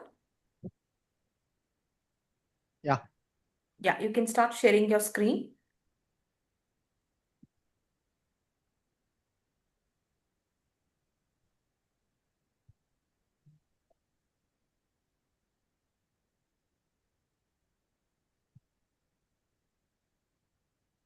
Can I able to see my screen? No, it's not yet visible. Yeah, it's visible now. And your time starts now. Okay. Hi, everyone. First of all, thank you for your time for being here. I am excited to share the problem that's deeply personal to me and also deeply common across India. This is the story behind Edil. Let me start with why I began this journey. Back in 2013, I got my first credit card, then 2 more. Honestly, not because of I needed them. It just felt exciting. Spending felt easy, but slowly it stacked up. Within a few years, I have taken multiple personal loans and my total debt reached almost 50 lakhs. Oh God. And the worst part wasn't not money. It was the guilt, fear, and the feeling that I had lost control. It take almost 4 5 years to pay off the entire amount. It's close to 70 lakhs, including interest and the extra fees. The experience changed me and it made me realize something powerful. The real issue is not about knowledge alone. It is the lack of the tool that truly supports everyday financial decisions. I tried every personal finance out there, more than 20. You can count it. None of them worked for the way I actually earn, spend, borrow, and live in India. So, Kedil started as a tool I wish I had during the hardest time, and now it is here help others and avoid that journey. Now let's look at why current tools fail. Most of us use minimum 3 to 4 different tools to manage money. Budgeting app, banking app, notepad, credit card app, or maybe spreadsheet, but none of them talk to each other. So we always end up guessing where our money went. Budget don't reflect what my credit card spends, and debt tracking is completely confusing. And manual entry, people give up easily. It's not about the people are careless. It's that the system is fragmented. And when financial life is fragmented, financial stress become a default. Why it's now? In India, spending has shifted heavily towards lifestyle and consumption. Credit card users is rising fast and so is debt. But awareness and discipline haven't grown at the same pace. People know they should manage money better, but they don't have the right support system in place. So this is not just a personal finance problem. It's a nationwide behavioral challenge. And whoever solves this will shape the financial habits of the next generation. So now where we are the existing tool, what the existing players is doing. This is about just a high level picture, what the current market is. So the existing tools just solve the single slice of the problem. Budgeting apps doesn't handle the credit card well. Investment apps don't know my daily spending. Expenses tracker don't help reduce debts. Financial planning apps don't build a habit. So users don't need another tool. They need a single unified platform that connects everything and guides to take a better decision. And that's where we bring us our core job. Why people have to hire Edil? This is the exact job user want to do. I need to make confident, data-driven financial decisions to achieve my financial goals. Okay, who is doing now? Our closest friends, family, most of time our social media influencers. So you can call it as influencers, and then they are costly financial advisors. Okay, everything seems good. What is the issue? The most problem is more personal, not personalized. Second, we are grabbing the knowledge whatever created or followed by our earlier generations. There is no structure, no latest information. Most important thing, some of the systems are more expensive and total time-taking process. That's where our Kedil step into to build the intelligent, adaptive financial systems that learns behavior, track progress, and support decisions on daily basis. What are going with the market? What we are going to do? So here we have a mission statement. We are building a personal finance app that helps people to take a better financial decisions effortlessly. So whether you are paying off your debt to faster, taking and control your expenses, planning big purchases, or let's build your own wealth. Our goal is to make a financial confidence simple and yet achievable. This is not about you are going to being a perfect with money. It's about giving a people a system that support them every day in a real life or the real decision making. Okay, let's look at who we are targeting. At the one line, we are targeting the urban professionals, people who already have enough amount of financial knowledge and already using the financial products like mutual fund, debt, so expenses tracking all together. So our goal is make it a single platform. So this is a empathy map we created as based on our user research, what we did. So our users are not irresponsible. We cannot say they are not doing or they are not tracking, but they are overwhelmed because they are tracking, tired of switching a multiple different apps on for getting the each and every information.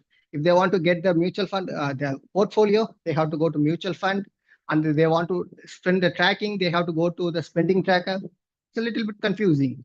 So our goal to reduce the mental load. This is we have performed a deep in-depth user interviews along with for around 20 users. This is what we learned. So the end goal is really clear.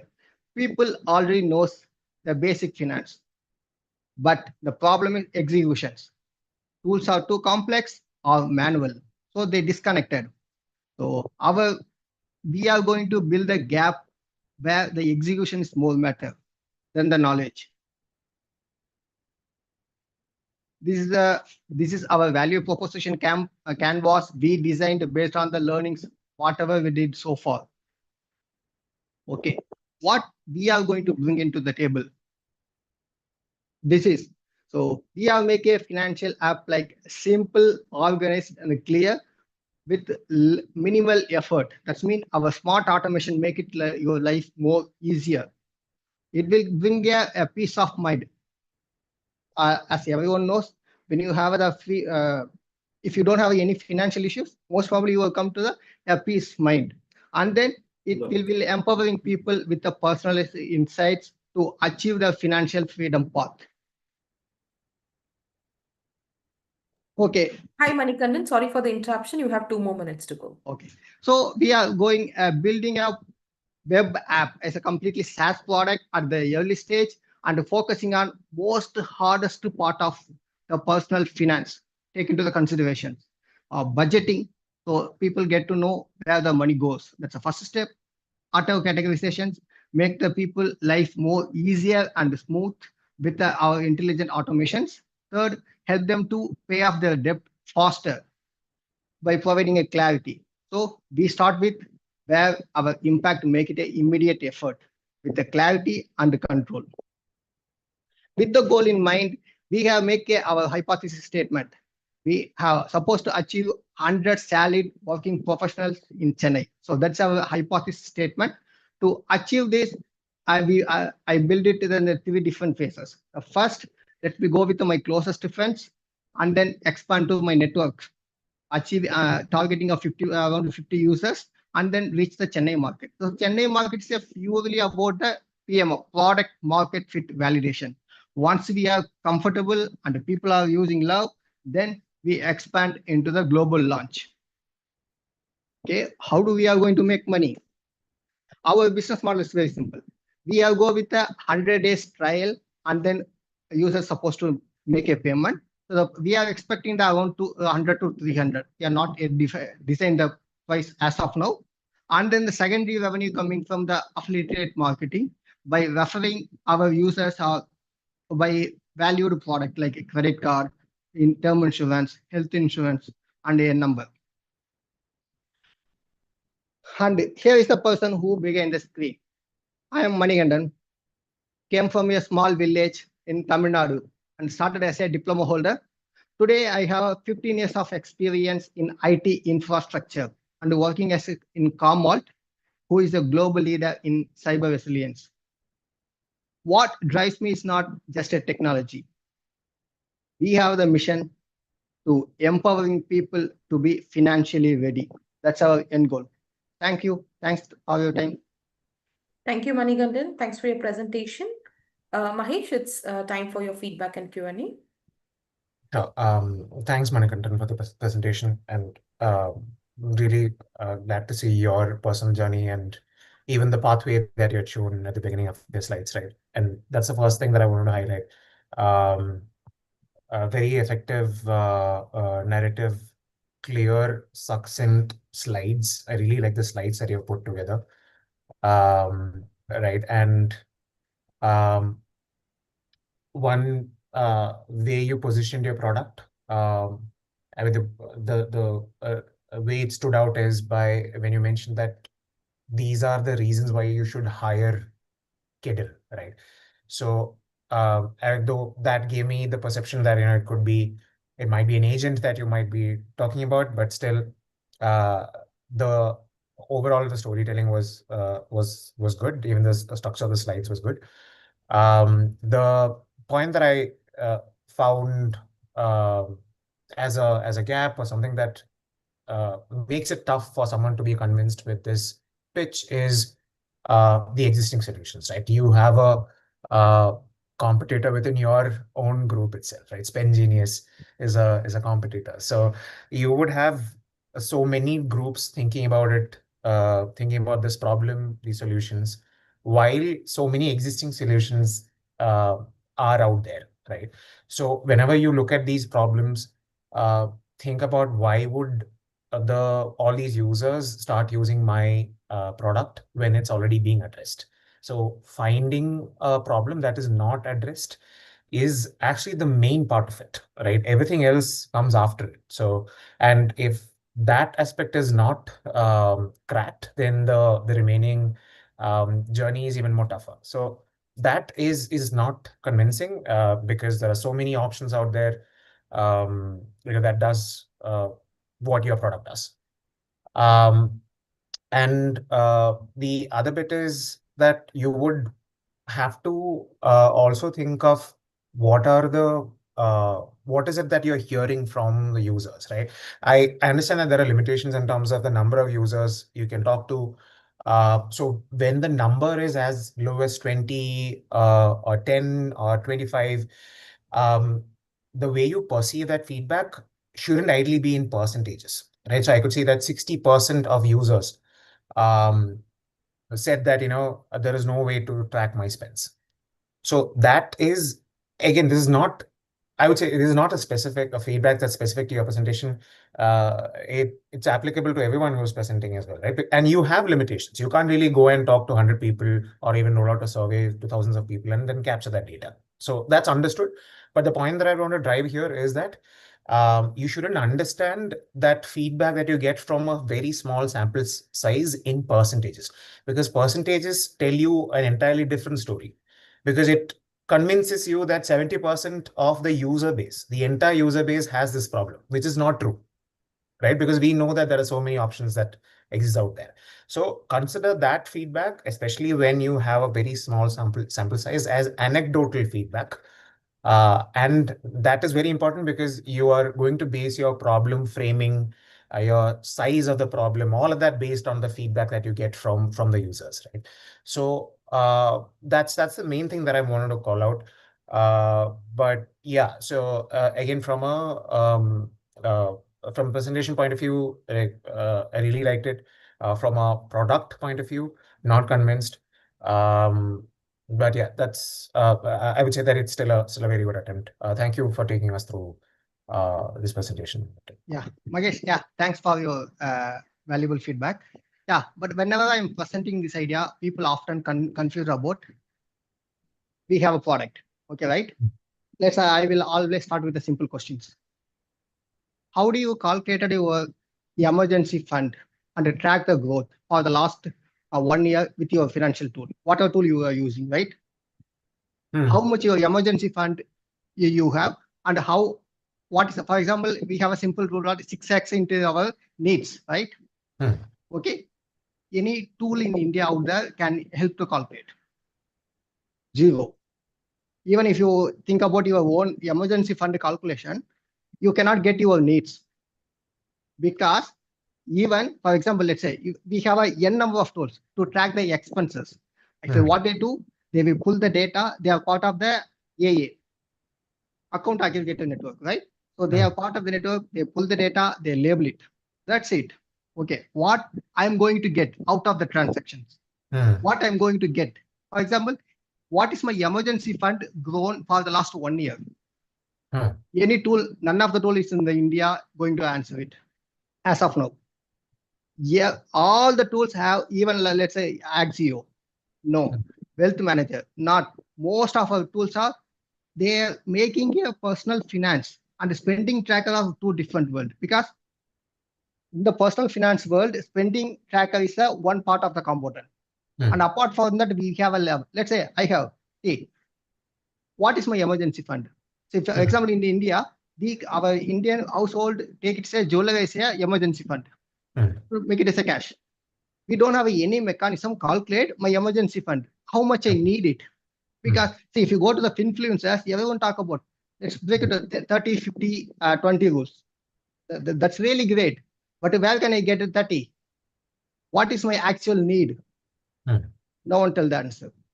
In India, there is a no tool. Actually, globally, as of now, people are well managing three people. One is the YNAB, second is the Monarch Money, third is the Copilot. But in India, the personal finance is taken as a completely different world. So expenses tracker is not about the personal finance. I am making you take financial decisions. So I'm not going to hear labeling your expenses. Okay. Okay, this is my whole idea. Got it. So if that is like, first of all, there used to be a time when your traditional players are shy of or are lacking in terms of these capabilities, right? And which is when your neobanks like Jupiter and even apps like Ind Money came up, right? They have a lot of features that overlap with the spend management part that you're talking about.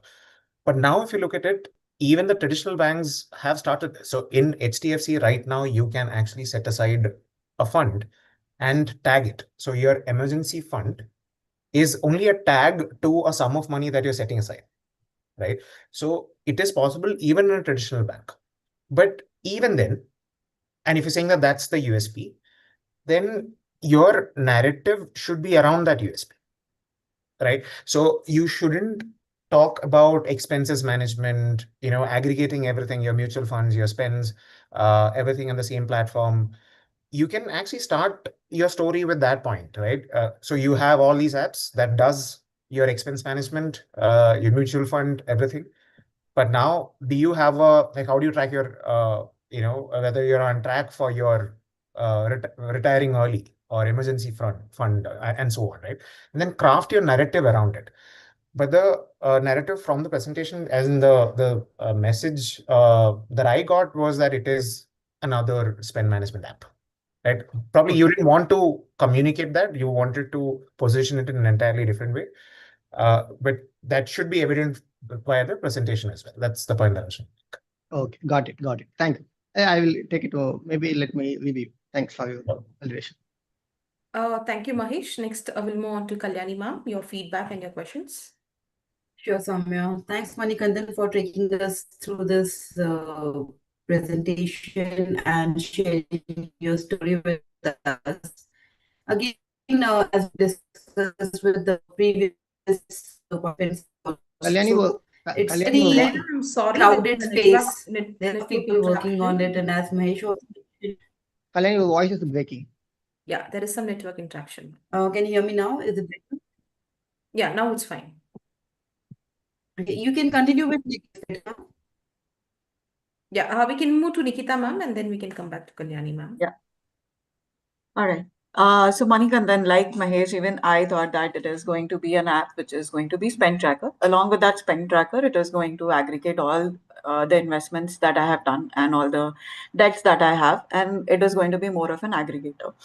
Looks like from what you explained to Mahesh that you're going to use all of this data and help users make a financial decision.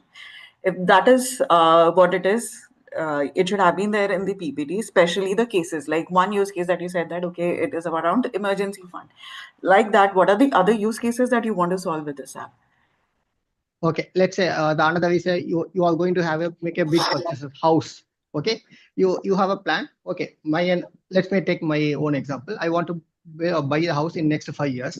So I want to make a investment and I want to adjust. Okay, as of now, if you have let's say you have a ICICI bank, the app to help you to you put a 10,000 1 lakh per month, it will keep a track. But let's assume myself and my wife is working. We have a 4 different bank account and we are splitting the money in the 4 different way and our goal is at 1 crore. So if that case, there is a new tool existing in India to track the entire progress, how your fund is growing over the period. The tool don't have for one as of now, people are achieving it via account aggregator. That's what I mentioned, right? That's why even HDFC bring it to other account details into a HDFC bank because the AA framework. But it doesn't give the whole picture. What is my growth for the last 6 months to 1 year? How long it will take to achieve my goal? Okay, how am I going to take a decisions? So it's not all about the taking a financial discipline. One use cases, if you are using all other apps, right? What is your cash flow growth for the last 1 month across all your bank financial input? I'm not going to ICICI Bank, ICDF Bank. What's your cash flow growth? Did you incline or declined? What is your wealth growth? Did you increase your wealth? None So of the tool it is a tracker, right? Sorry? It is a tracker, and based on that, you're giving insights. Yes.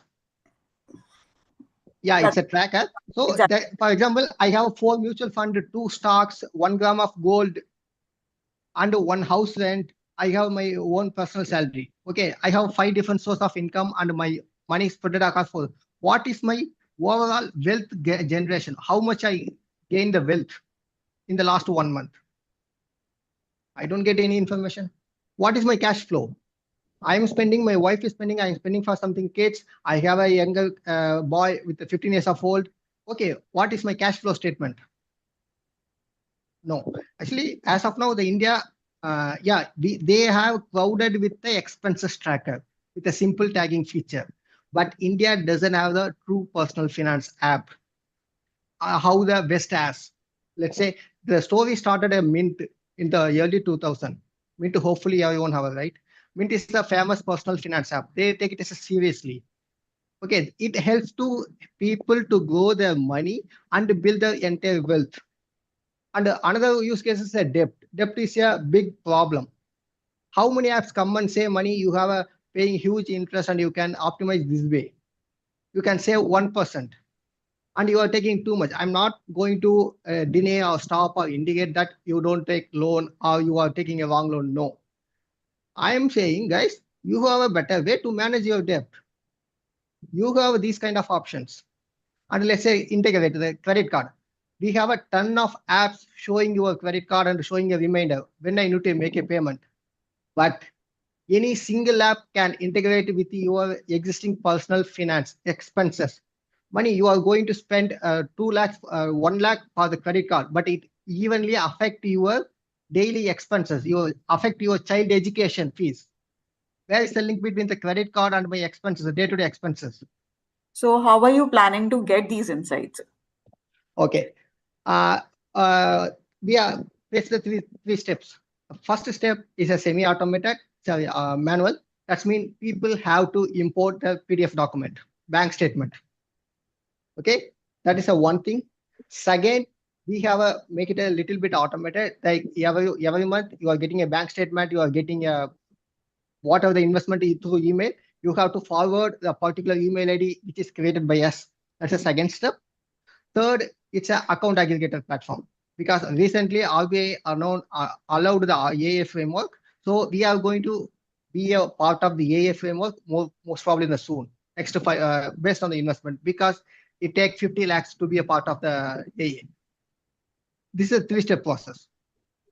We already achieved using the artificial intelligence by analyzing the PDF statement because whatever the personal finance app you are taking right now, they only allowing to upload email, Excel.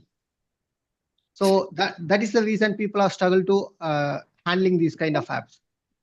So we are going to make it a PDF. We already tested and we are going to implement next 1 or 2 weeks. And we are already working on to build our own AI model. Okay, so everyone asks what my AI going to do. It's not about what's my expense. Not good. Let's assume I am a 24 years guy. I am going to have my marriage in next 2 years. If I'm tell to my app, the app will say, "Hey, money, see, in your area, people are spending 5 to 6 lakhs of your wedding per season. So as of now, you have a salary of 1 lakhs per month, and you have this much of loan, and you have 2 credit card. If you want to save some money for your wedding, you need to cut down the credit card this much and increase your value income source, and also you need to make your investment a little bit higher risk, so that he will take exact decisions what he want to do. That kind of automations as of now no, though, because if you want to achieve this kind of automation, definitely we need a lot of data. We are working on that to train our AI model. Correct. So that's exactly my point. That it is easy to get the data, but the insights part is something which is very critical, which you need to crack. Yeah, we are working on that to developing the training the AI. Okay. That's it from my side. Thank you. Thank you, ma'am. Kalyani, ma'am, your feedback? Sure. I think again, similar kind of issue that I saw with the previous presentation also, that there is a lot of thought that has gone into it, but it didn't come across in the presentation. So that is something, the narrative that you need to work on, Manikantan. The overall thought process is good. Again, the space is very crowded, and USP, according to me, it looks good, but then you do have apps like IndMoney and others. I mean, I set my goals in IndMoney, I have used it. Of course, I'm not getting the insights, but then I do get basic insights from them also. It needs to be more personalized, and we don't know. Maybe the team is actually working on it, because you are also building an AI model, they're also building an AI model. And when you are talking about an AI model in a highly regulated space like finance, it's not going to be easy. You cannot really go into a third party app and put all the, like something like ChatGPT or other GPTs. You can't use that. There will be there will be data restrictions around that. So these are a couple of challenges that you'll have to maneuver, but I appreciate the idea. I liked the way your storytelling was, and I specifically liked the way you have defended the questions from both the juries, Mahesh and Nikita. So good job on that, Manikantan. Thank you. Thanks, Kalyan. Thank you, ma'am. Thank you, Mahesh. Now it's time for the scores. Mahesh, your scores for Manikandan? 3.4. 3.4. Okay, Kalyani, ma'am, your scores? 3.8. 3.8. Nikita, your scores? 3.5. 3.5. Okay. So thank you, Mahesh, for presenting. Okay, now we are at the end part of Skillathon. So thank you, participants. Thank you, jury members, and thank you all, audience. Hello? Yes. Sorry, you forget to share my voting for audience. Okay, general I'm audience. sorry. Yeah.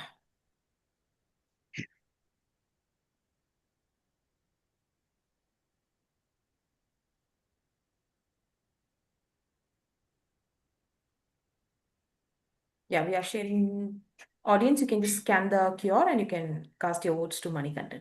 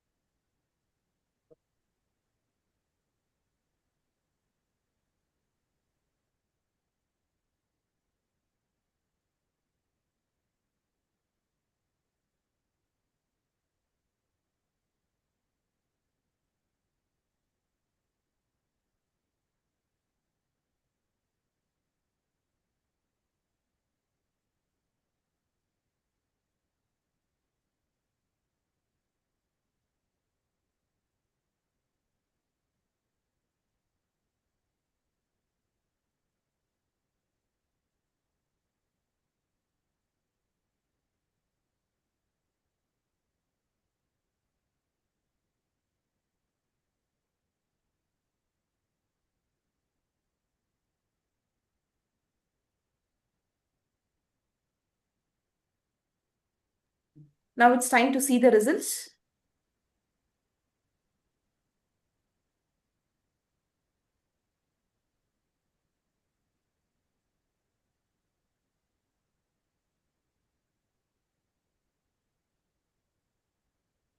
Okay, now we are at the end of the Skillathon. So I would like to thank the juries, our audience, and our presenters for the day. So before we announce the Skillathon winners of the day, I would request the jury members to accept our certificates of appreciation and share your experience on the day of Skillathon today. So Mahesh sir, please share your experience of today's Skillathon. Yeah, first of all, thank you, Soumya, for looping me in. It was great to go sit through the presentations. I think the main thing that stood out for me is that um, folks showed up and talked through the whole presentations. They put in a lot of work, talking to users, mapping their inputs, figuring out MVPs, doing prototypes, and they're trying to crystallize all this effort to this 15-minute presentation, right? So really appreciate the effort that you've put into this. And I've also seen faces change when the scores are read out.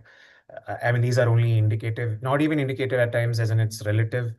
But the point is that you've put that effort, you've attempted to come up with something that you think is valuable as a problem to solve, and you've shared how you would go about solving that problem as well, which is the most important thing. Scores don't matter. Relative pointers also don't matter. So all that matters is showing up and understanding what could be better. I think that's what we also try to do through the session. And I hope the input and feedback that was shared were useful. And really looking forward to what you would go on to achieve going forward. And I wish you all the very best. And thanks again, Soumya and IPL for having me. Thank you, Mahesh. Thanks for being a part of Skillathon today. And Yeah. and it's a bit unfair on Kalyani and Nikita for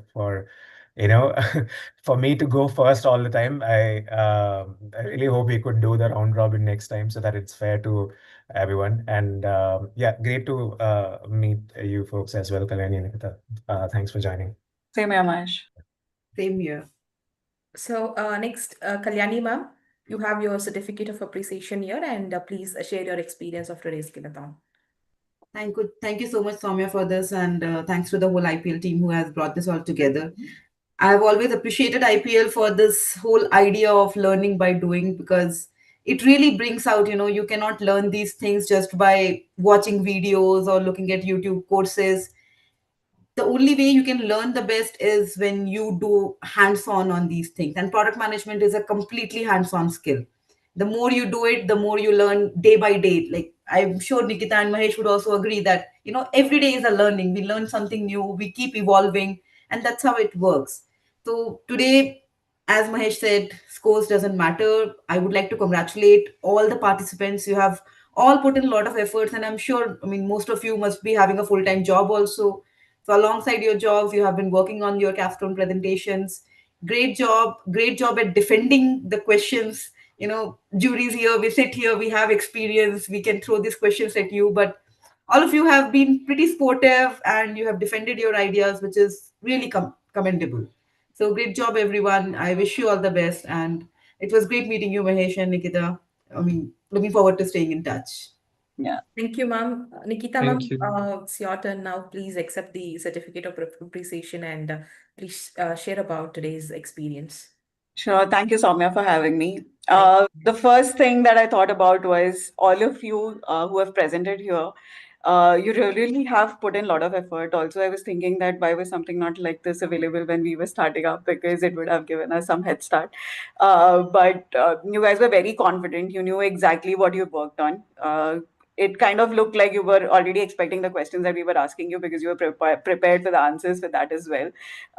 At no point I could see any of the faces or any of the questions that you felt like, okay, this is something that we never thought about. So you were kind of there, not maybe in the PPT or anywhere, but you've put in a lot of efforts, and this is where you're starting. And it's I would say, since being in this industry for so long, I would say that it's a very good start. If you're already thinking in those lines, if you're already knowing what the process is, then the product, the ideas will gradually, you will start questioning certain things, and certain things you will learn only through experience.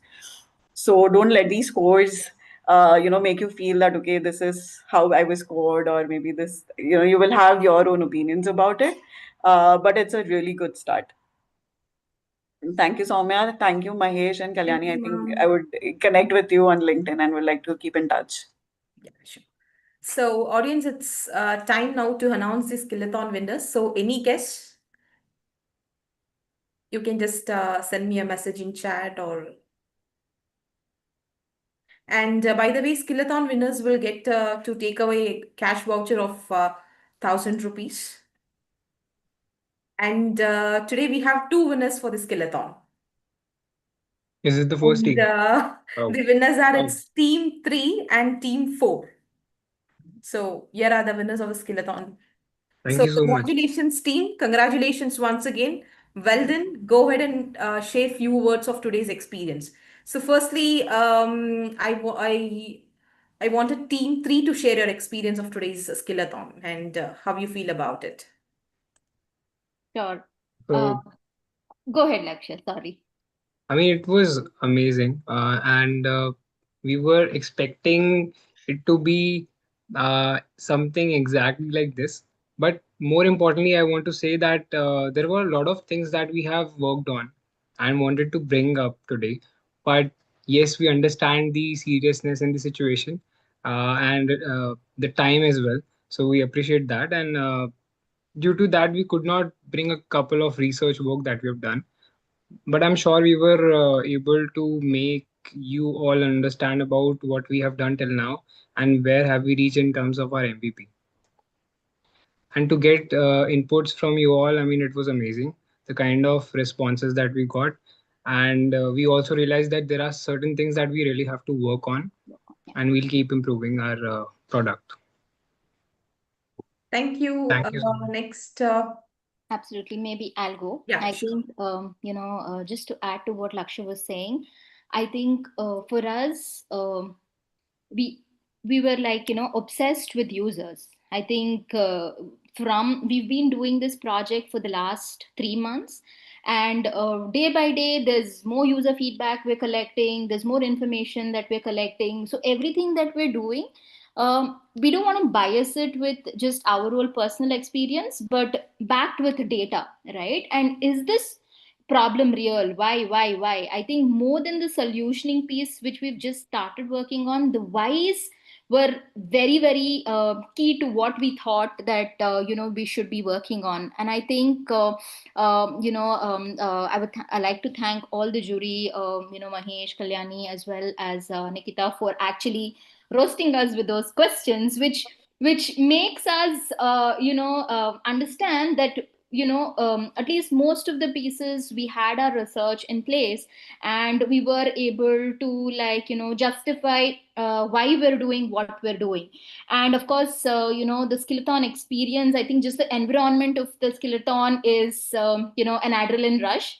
And it's been really long time that I personally had done something like this, and I would look forward to stay in touch with the entire cohort as well as the jury. Thank you so much for this opportunity. Thank you, Advaita. Next, we have Banu. I just wanted to highlight that more than getting the scores and everything, the process of collaborating with the team and getting ready for presentation is something which I enjoy a lot, apart from the work and every other chores which we do. So the process itself is very enjoyable, and on top of that, when we are working on a product which has a goodwill and a cause which needs to be fulfilled, it gives a good satisfaction on top of that. And undoubtedly the feedback of the jury, that gave us a very good point, so we will surely incorporate that. So it's an enlightening session, and I have personally enjoyed a lot, and I'd like to congratulate my team and Manikandan as well, and thanks to you and jury. Thanks a lot. Thank you, Banu. Thank Next, you. I would like to hear from Manikandan. Your experience, please. Yeah. So first of all, I'm really glad.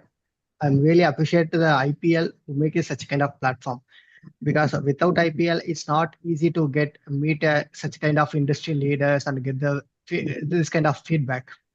Even I have been in the industry 15 years. Just now I'm trying to switch over to SAPM. This is exactly great platform to fine tune and improve myself. First of all, thanks for that. And then I'm really thanks for all the juries to share your input and make me point to where I need to improve myself. Really thanks for that. Third, I am appreciate my fellow teammates who won the award, and also really appreciate all the team members who take the effort to make it happen. Because reaching the Skillathon is not a one-step process. They already crashed another round. Yeah, that's a really great progress. Thanks, team. Thanks, everyone. Thank you. Okay. Once again, I thank all the juries and the participants and the audience for joining this Skillathon today. So it was really a wonderful day, and for me being a host for the Skillathon.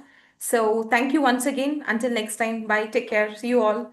Thank you. Thank Yeah, you so bye. much. Bye. Thank you. Bye. Bye. Take care.